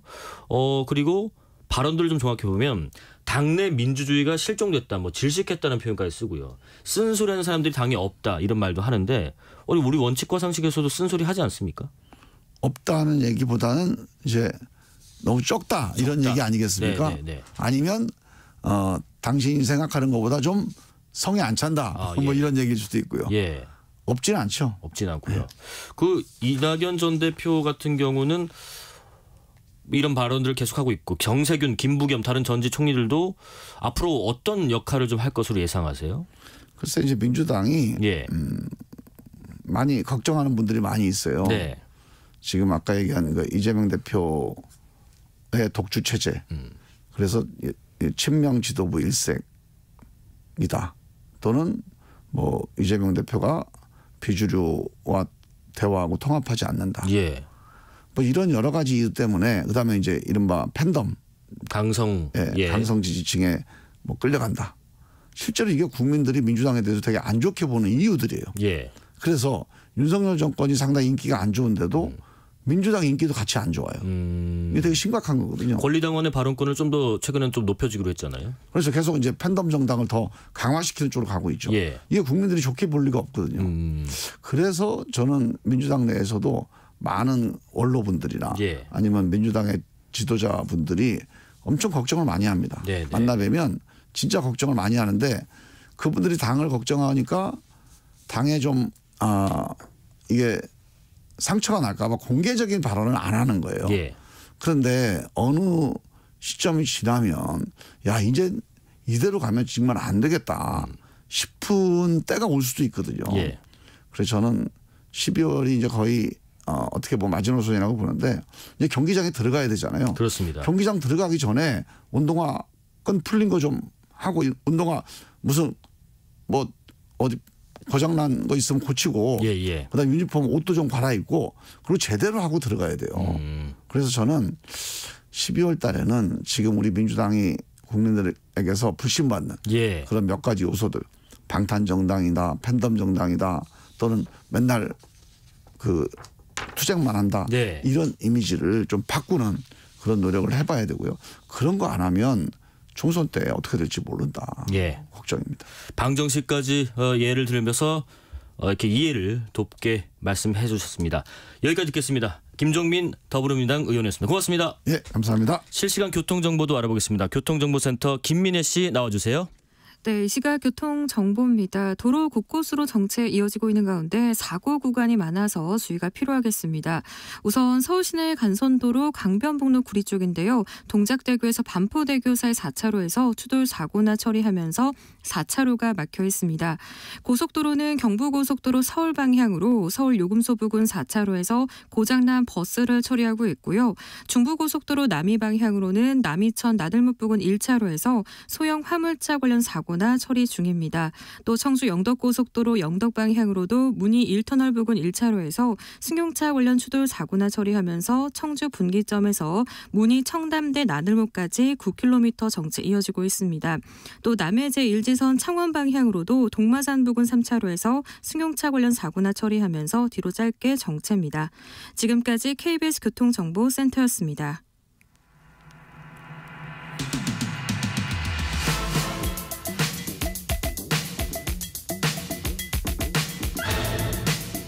음악 소개해 주실 김윤하 음악평론가 모셨습니다. 안녕하십니까? 안녕하세요. 김윤하입니다. 지난주에 그런 얘기가 있었어요. 이 코너를 하면서 참 우리의 티키타카가 참 듣기 좋았다.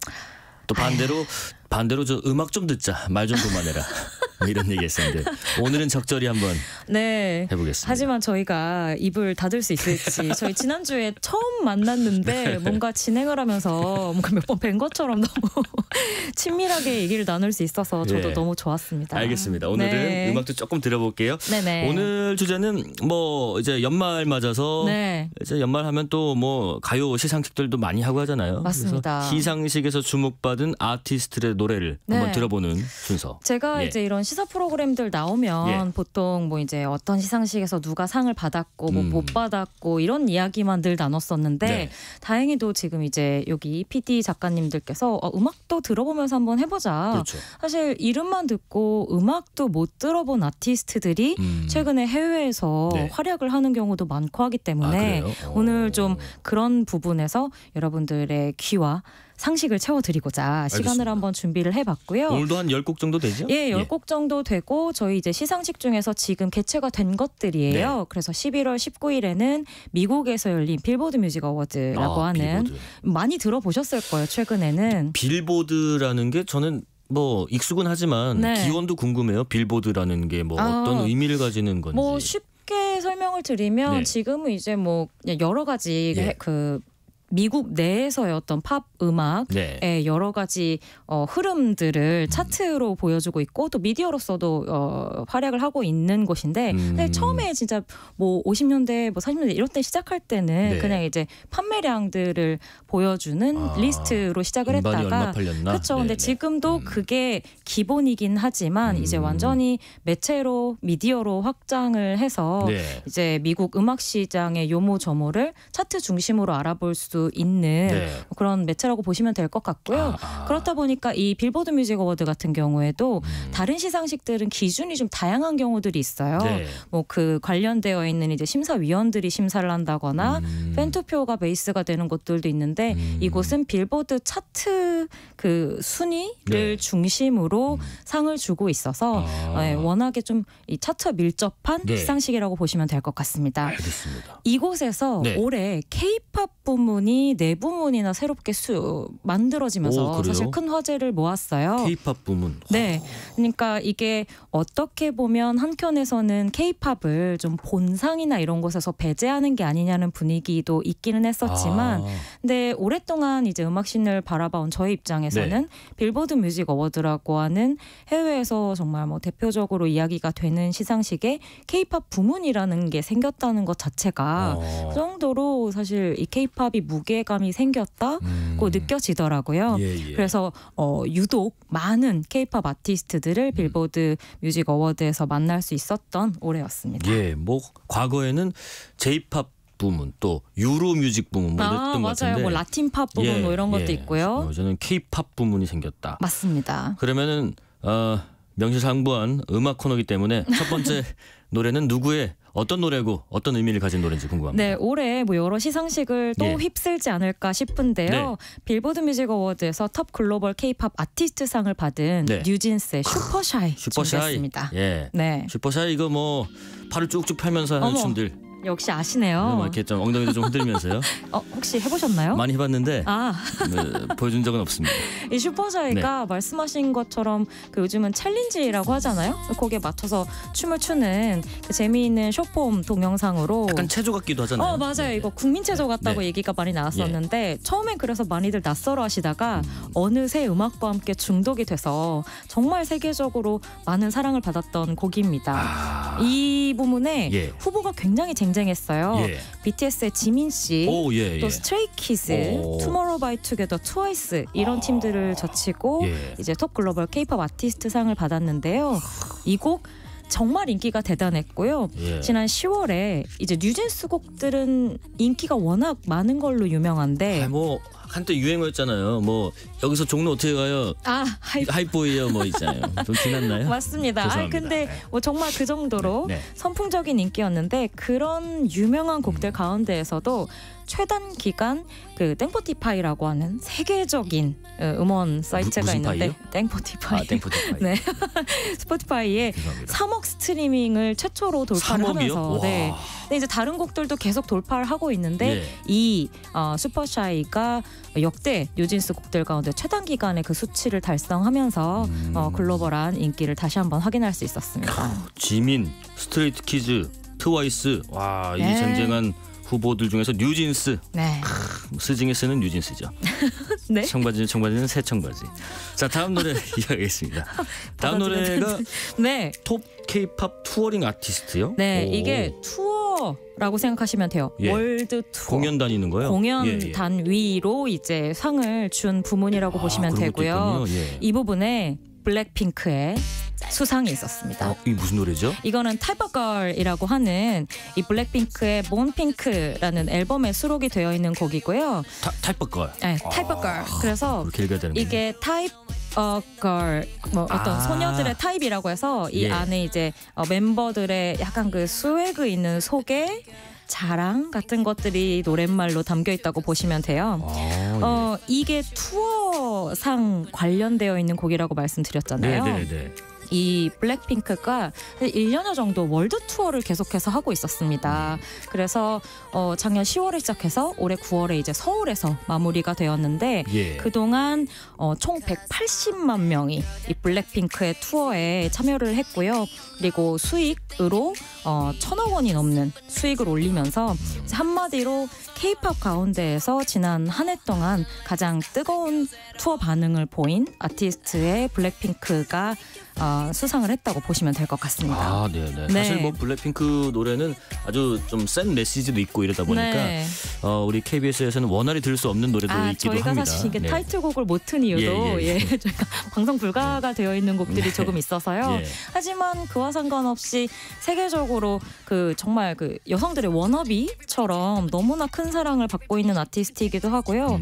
또 이 수익이 꽤 컸다고 말씀드렸잖아요. 예. 단일 투어로 세계에서 가장 큰 수익을 낸 걸그룹 자리에 올랐어요. 얼마나 벌었길래 그래요? 아까 1,000억 원 어우. 이상이라고 말씀을 예, 드렸고 1,000억이요. 야. 단일 투어 기준입니다. 그래서 2위가 스파이스 걸스라고 이제 영국을 대표하는 예. 정말 시대의 정신 같은 걸그룹이었고 네. 3위가 또 미국에서 한때 정말 센세이션한 인기를 끌었던 TLC라는 그룹이 있었어요. 90년대 R&B 그룹인데요. 예. 이 팀이 3위고 블랙핑크가 1위로 수익을 올렸을 정도로 사실 어마어마한 이야. 활약을 보인 한 해였다고 말씀드릴 수 있을 것 같습니다. 톱 K-팝 투어링 아티스트 부문에 블랙핑크의 노래 선정이 됐습니다. 네, 자, 세 번째 노래 이어갈게요. 스트레이트 키즈인가요? 스트레이키즈. 스트레이키즈. 네.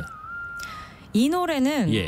저는 참 이게 재밌어요. 이 스트레이키즈라는 팀이 지금 해외에서는 거의 뭐 포스트 BTS 같은 느낌으로 아, 그래요? 네, 어마어마한 인기를 얻고 있는 보이그룹인데 국내에서는 상대적으로는 그렇게 얘기가 많이 되지 않는 게 저도 조금 낯설긴 한데 네. 제가 아는 분이 초등학교 선생님인데 네. 초등학생들은 이 가수를 꼽더라고요. 초등학생이 알아보면 예. 뜹니다. 예. 초통령이라는 얘기가 아직까지도 통용이 되고 있고요. 예.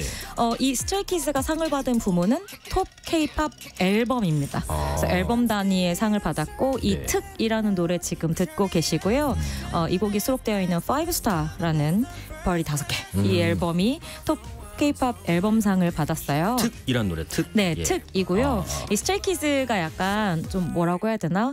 제목도 그렇고 노래 스타일도 상당히 좀 강렬하고 지금도 들어보시면 이렇게 뭔가 이렇게 막 끌어오르는 듯한 무대를 좀 부술 듯한 파워풀한 에너지를 보여주는 팀이다 보니까 해외에서는 이렇게 좀 강렬한 K-팝을 좋아하는 분들이 상당히 많아요. 그래서 특히나 해외 중심으로 큰 반응을 얻고 있고요. 이 톱 K-팝 앨범이 어쨌든 순위가 굉장히 중요한 시상식이라고 말씀드렸잖아요. 그렇죠. 판매량이 상당히 높은 앨범이었습니다. 아, 그래요? 그래서 올해 초동 460만 장 이야. 발매 첫 주에만 460만 장 장이요? 이상을 판매를 해서 대단합니다. 사실 작년까지만 해도 재작년 방탄소년단이 가지고 있던 기록이 300만 장대였는데 이제 이거를 넘어설 수 있을까? 넘어섰네요. 300만 장을 또 넘는 가수가 있을까? 정말 의문이었던 시기가 있었는데 올해 이 스트레이키즈 또 좀 뒤에 말씀을 드릴 텐데 세븐틴이라고 하는 또 이제 보이그룹이 있는데 이 팀들이 연이어서 계속 400만 장, 500만 장 선을 넘는 발매 첫 주 판매량을 보이면서 네. 정말 코로나 시간을 지나는 동안 K-팝에 대한 관심 그리고 팬층이 높고 넓어졌구나라는 걸 다시 한번 보여주는 네. 앨범과 그룹이었던 것 같습니다. 스트레이키즈가 JYP의 차세대 보이그룹이고 맞습니다. 미 빌보드 세계 차트에 동시 입성했고 네. 빌보드 200 차트 7위 오른 네. 스트레이키즈 주목해야 되겠습니다. 앨범 지금 나오면 계속 빌보드 200에서 1위 차지하고 있으니까요. 뭐 상승세 기대해볼 만할 것 같습니다. 근데 BTS가 한번 나올 만한데 네. 다음 노래 정도에는 좀 나와줘야 되지 않나요? 그래서 예. 나옵니다. 마치 짠 듯이. 예. 준비 한번 해봤는데요. 네. 이번엔 톱 글로벌 K-팝 송 부문 수상작입니다. BTS의 정국. 이 노래 제가 운전할 때 정말요. 계속 듣습니다. 네, 라토가 피처링한 세븐이라는 곡인데요. 말씀하신 것처럼 이 곡은 K-팝을 좋아하시는 분들이나 안 좋아하시는 분들 그리고 또 이제 BTS는 뭐 멤버 이름 정도만 안다 이랬던 분들도 너무 편안하게 듣는 맞아요, 곡이시더라고요. 예, 예. 그래서 저도 그 어떤 정국이라는 멤버가 가지고 있는 팝스타로서의 가능성 이런 것들을 확실히 확인할 수 있었던 곡이 아니었나 싶고요. 이 곡은 정국 씨의 첫 솔로곡이었어요. 네. 그래서 얼마 전에 골든이라고 하는 정규 앨범이 나왔는데 네. 근데 그 전에 정국의 이름으로는 처음 노래가 발표가 되었었습니다. 네, 네. 왜 웃으시죠? 아니, 네. 지금 문자 소개를 제작진들이 해주는데 네네. 청취자 김 매니저님께서 네. 두 분이 남매 같아요. 똑같이 닮았네요. 근데 저희가 닮았다고 합니다. 진짜 저 영광이네요. 죄송합니다. 네. 네. 이제 진행을 어떻게 해야 될지 이 처음으로 솔로곡을 발표해서 또 발매와 함께 1위를 차지했어요. 이 노래가요. 그리고 저는 더 좀 고무적이었다고 생각을 하는 게 보통 K-팝 곡 같은 경우에는 초반이 힘이 좋습니다. 그래서 핫샷 데뷔라고 해서 처음 차트에 등장하는 주에 1위를 차지하는 경우들이 왕왕 있는데 예. 이 곡 같은 경우에는 1위도 1위지만 12주 연속 차트 2인을 하면서 좀 오랫동안 많은 분들이 찾는 팝 트랙으로서 많이 어필이 됐어요. 네. 그래서 미국 시장 안에서 이제 BTS도 BTS지만 정국이라고 하는 솔로 아티스트의 존재감을 좀 확고히 할 수 있었던 데뷔곡이었다고 말씀드리고 싶고요. 최근 노래도 그 스탠딩 넥스트 유인가? 아 너무 좋죠. 네, 그거 뭐 기가 막히죠. 뭐 춤을 어떻게 저렇게 추며 네. 그러면서 어떻게 저렇게 가성과 진성을 왔다 그쵸. 갔다 하며 와 맞습니다. 마이크 탁 놓고 춤출 때는 막 소름 끼치더라고요. 많이 보셨네요. 네네네. 네, 스탠딩 넥스트 유와 3D도 이제 싱글로 많은 사랑을 받았는데 이 곡들이 최근에 리믹스가 됐는데 함께 참여한 아티스트들이 저스틴 팀벌레이크 네. 그리고 어셔 이런 아티스트들이거든요.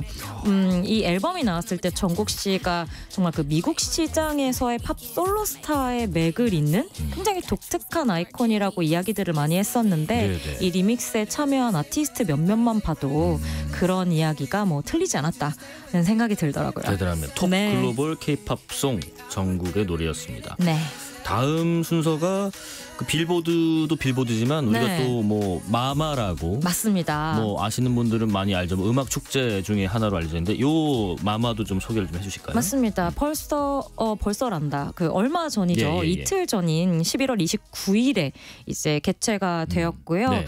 마마가 엠넷 아시안 뮤직 어워드의 약자예요. 네. 그래서 이제 음악 전문 채널이죠. 엠넷에서 매해 개최를 하고 있는 대중음악 시상식이고 네. 이름에 아시아가 들어있는 것처럼 한국뿐만이 아니라 아시아를 대상으로 해서 출연진들을 좀 꾸려보고 있어요. 그래서 뭐 홍콩, 일본 같은 곳 그 해외에서도 개최가 많이 되고 있고요.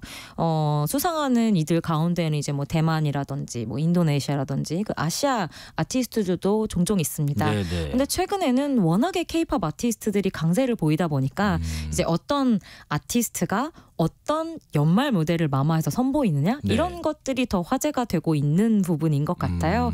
오늘 이미 개최가 된 이 마마에서 또 어떤 K-팝 아티스트들이 어떤 상을 받았는지 네. 살짝 한번 짚어보도록 하겠습니다. 네, 첫 곡은 어떤 가수의 누구 노래인가요? 세븐틴의 노래를 준비했는데요. 세븐틴, 네. 선호공이라는 선호공. 곡이고요. 이 노래는 약간 시작할 때 약간 중국의 느낌이 좀 맞습니다.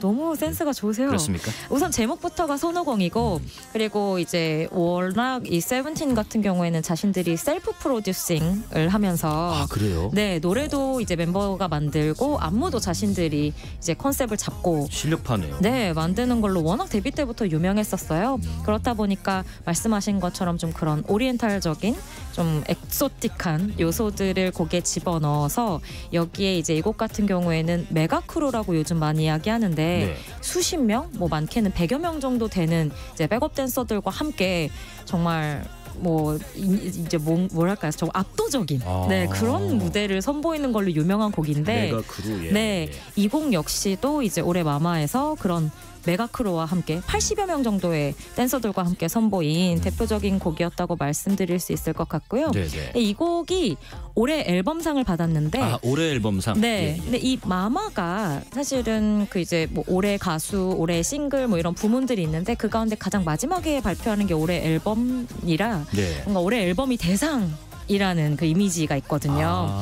그래서 세븐틴이 한 번쯤 받지 않았을까 싶었는데 데뷔 8년 만에 이번에 처음으로 이 대상격인 올해 앨범상을 받았다고 해요. 감격했겠는데요? 눈물을 흘렸습니다. 아, 그래요?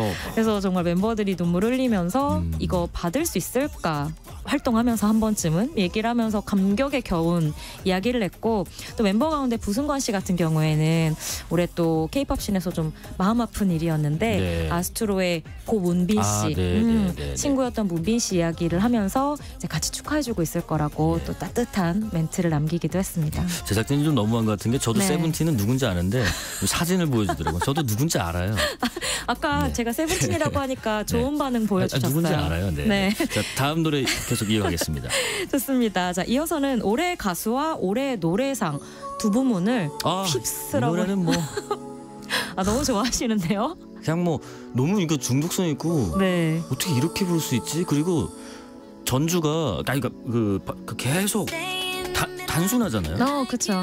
복잡하지도 않아요. 네. 근데 되게 화려해요. 그리고 사람 마음을 계속 좀 이렇게 두드리는 것 그러니까요. 같은. 아까 시작할 때 저희 DJ님께서 하면서 이렇게 공중을 한번 딱 보셨는데 네. 그 노래 감성이 이 노래 감성인 것 그래요? 같아요. 저는 뉴진스의 예. 디토입니다. 이 곡은 마마에서 어떤 상을 받았나요? 올해 가수, 올해 또 올해 노래 오. 이렇게 두 부문을 수상을 했는데요. 예. 자, 겨울이 오면서 자연스럽게 떠올라서 최근에 또 라디오에서 많은 분들이 들으실 것 같기도 하고요. 네. 뉴진스도 뉴진스지만 이 디토의 인기가 정말 대단했어요. 올겨울은 정말 디토였다. 이야기를 해도 과언이 아닐 정도로 작년 12월에 발표가 된 이후로 월간 차트 그 음원 차트에서 계속 몇 달 동안 1위를 차지한 건 물론이고 14주 주간 차트, 그러니까 4, 3, 12 3달 정도 그냥 주간 차트를 완전히 장악했던 곡이라고 보시면 됩니다. 더 될 줄 알았는데 한 24주. 조승범님 제 최애 노래입니다. 저도 최애 노래예요. 저도 뉴진스 노래 중에 본인 거라고 가장... 하지 마세요. 화나요. 저도 마찬가지거든요. 예. 이렇게 뉴진스. 이래서 역시 올해 노래상 받나 봅니다. 올해 가수, 올해 노래 두 네. 부분에서 상을 받았습니다. 네. 자, 또 이어가 보겠습니다. 다음 노래는 누구의 무슨 노래인가요? 여자 가수상을 받은 지수, 블랙핑크 지수의 꽃 준비를 한번 해봤는데요. 이게 손목 펴면서 꽃 그거요? 네네. 정말 잘하시네요. 뭐 많이 챌린지 보죠. 관심 많으신가 봐요.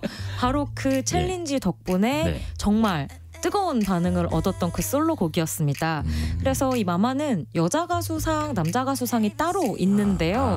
둘 다 유명한 그룹의 솔로 가수들이 차지했어요. 네네. 지수 씨는 블랙핑크 멤버 가운데서는 마지막으로 솔로 데뷔를 했는데 그래요? 네, 그 제니, 로제, 리사 씨는 이미 활동을 했었거든요. 예. 그래서 이제 괜찮을까 걱정하는 분들도 있었는데 말씀하신 것대로 그 꽃 챌린지와 함께 또 요즘 트렌드에 어울리는 히트를 기록하면서 올해 여자 가수 상을 수상했습니다. 이 노래 잘 불러야 돼요. 이 노래 잘못 부르면 트로트 같아요. 맞아요. 그 약간 펑키 제가 부르면 트로트 같더라고요. 그런 느낌이 아주 큰 특징이죠. 특히 요 꽃향기를 맡으러 왔단다 할 때 요거 맞아요. 잘못 부르면 트로트 같아요. 뒤에 바이브레이션 넣으면 안 돼요. 맞습니다. 좀 복고적인 스타일이죠. 그게 또 중독성이 있었던 것 같아요. 쇼폼 또 플랫폼 챌린지도 있었고. 맞아요. 지금 이 뒤에 깔리는 요 후렴구 음악이 아주 여러분들께 익숙하지 않을까 싶습니다. 네, 뭐 저만 쳐본 거 아니잖아요. 한 번쯤 다 쳐보셨잖아요. 저도 쳐봤어요. 아까 그 여자 가수 또 남자 가수 부문이 있는데 둘 다 유명한 그룹의 솔로가 나왔다고 했는데 맞습니다. 그러면 이어지는 남자 가수 부문은 누굴까요? 뭐 BTS의 맞습니다. 누군지는 모르겠네요. BTS의 지민 씨가 지민 씨. 네, 예. 남자 가수상을 수상했는데요. Like Crazy라는 곡이 또 올 상반기에 굉장히 큰 반향이었어요. 그러니까 정국 씨가 여름 이후에 좀 이제 빌보드 차트나 해외 시장을 주름잡았다면 상반기는 또 지민 씨의 솔로 활동이 상당히 뜨거운 반응을 얻었었는데요. 3월에 이제 솔로 앨범 첫 솔로 앨범이었는데 페이스가 발매가 되었고 이 앨범이 한국 솔로 가수 최초 기록을 다 가져갔다고 보시면 됩니다. 그렇습니까? 네, 이제 앨범 발매되고 노래로서도 빌보드 핫백 1위를 남자 솔로 가수, 그냥 전체 솔로 가수로서도 처음으로 차지를 했고요. 그리고 뭐 빌보드 아티스트 100 차트 1위랄지 뭐 핫백 핫샷 데뷔를 그룹으로도 솔로로도 이룩한 최초의 가수라는 이런 기록들을 전부 가져갈 수가 있었어요. 그 방탄소년단 같은 경우에는 이제 작년에 완전 완전체 활동을 한동안 못한다는 이야기가 있으면서 많은 분들이 K-pop 괜찮겠냐 좀 우려하는 목소리가 많았는데 네. 저는 오히려 그 이후로 멤버 지금 전원이 다 솔로 활동을 한 번 이상씩 했는데요. 각자의 색깔을 느낄 수 있었던 맞아요. 거죠. 그래서 그 부분이 저는 오히려 이 방탄소년단이라는 팀이 앞으로 더 오랫동안 활동할 수 있는 굉장히 좋은 기반을 만들어준 시간이었다는 생각이 들더라고요. 네. 군입대로 사실 이제 또 한동안 완전체를 보지 못하는 게 좀 아쉬운데요. 2025년에 다시 완전체가 돌아온다고 하니까 네. 그때까지 또 조금씩 BTS의 반가운 소식들 전해지면 좋겠습니다. 남자 가수 부문이었습니다. 자, 그리고 두 부문 정도가 더 남았다는데 어느 네. 부문이 남았는지요? 여러분들이 가장 낯설어 하실 부분이 아닌가 싶은데요. 신인 가수들 상입니다. 신인 가수요? 이거 네. 중요하거든요. 네, 네. 앞으로 이제 1, 2년 동안 자주 보게 될 이름이 아닐까 싶은데요. 네. 남자 신인, 여자 신인 하나씩 소개를 해드릴게요. 네. 우선 남자 신인은 제로베이스원의 In Bloom이라는 곡이고요. 네네. 제로베이스원 혹시 들어보신 적 있으신가요? 그 저 무슨 아직. 유산균 아니고요. 자, 제가 네네, 빨리 수습해드릴게요. 네네. 보이즈 플래닛이라고 하는 예. 그 서바이벌 프로그램에서 탄생한 팀이에요. 네.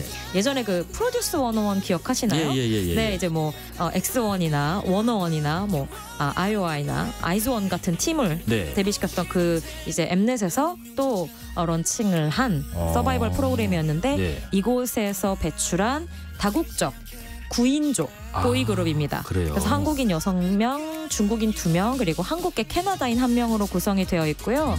이 팀 주목하셔야 될 게 이 팀의 데뷔 앨범 이 곡이 수록되어 있는 유스 인 더 쉐이드라는 이 앨범이 데뷔 초동 182만 장을 판매했어요. 어이구야, 그렇게 많이요? 첫날에만 124만 장이 판매돼서 와. 사실 역대 그 신인 그룹 가운데에서는 가장 높은 판매량을 기록한 네. 막 탄탄한 팬베이스를 가지고 있는 팀이라서 네. 또 다국적이기도 해서요. 앞으로의 활약이 기대되는 부분입니다. 예. 네. 마지막 부문 소개 들으면서 마무리 좀 해볼게요. 네네. 마지막으로는 여자 신인인데요. 예. 트리플 S라고 하는 팀이에요. 트리플 S. 네, 예, 기억해두세요. 예. 트리플 S 라이징이라는 곡이고요. 예. 사실 올해는 신인 보이 그룹들이 정말 많이 나왔습니다. 신인 걸그룹들이 오히려 4세대 그룹들이 아직까지 인기를 얻으면서 조금 주춤한 느낌이 있었거든요. 네네. 그 가운데에서 돋보이는 여성 걸그룹이었다고 말씀드릴 수 있을 것 같고요. 이 팀에 대해서 소개해드리려면 저희 방송 시간 다 써야 돼요. 그 정도예요? 네, 상당히 좀 다채로운 유닛, 뭐 이 팀 안에선 디멘션이라고 이야기를 하는데 다양한 구성을 가지고 있고요. 우선 24인조 다국적 걸그룹이다. 24인조요? 네, 와. 그리고 뭐 6명, 10명 뭐 이렇게 따로 나뉘어서 각계격파를 하기도 하는 좀 독특한 조합을 가지고 있다 정도 기억해 두시면 좋을 것 같습니다. 국적도 다국적이고요. 네, 그리고 이 라이징 같은 경우에는 이 팀이 이제 그 모든 이들이 1년에 딱 한 번 만나서 완전체 활동을 한다는 그 어떤 컨셉트가 있는데 그 앨범인 디멘션, 그 모으다란 뜻이잖아요. 예. 그 앨범의 타이틀곡이었던 노래였습니다. 이렇게 좀 유닛 활동하는 게 또 요새 또 유행인가 보네요. 워낙에 유행인데 이 팀은 그 가운데에서도 유닛 중독자 수준으로 엄청나게 많은 유닛을 가지고 있는 팀입니다. 하긴 뭐 24인조면은 이렇게도 조합해보고 저렇게도 조합해보고. 그러니까요. 예, 좀 지금까지 뭐 러블루션, 에볼루션 이런 유닛, 뭐 이들은 디멘션이라고 얘기하는데요. 발표가 됐는데요. 주목해 주시면 좋을 것 같습니다. 트리플 S 라이징 더 들으면서 오늘 이 시간 마무리하겠습니다. 지금까지 김윤하 음악평론가였습니다. 고맙습니다. 감사합니다. 특집 KBS 1라디오 저녁 저도 인사드리겠습니다. 특집 KBS 1라디오 저녁 KBS 김용준이었습니다. 고맙습니다. 신경 쓰지 않아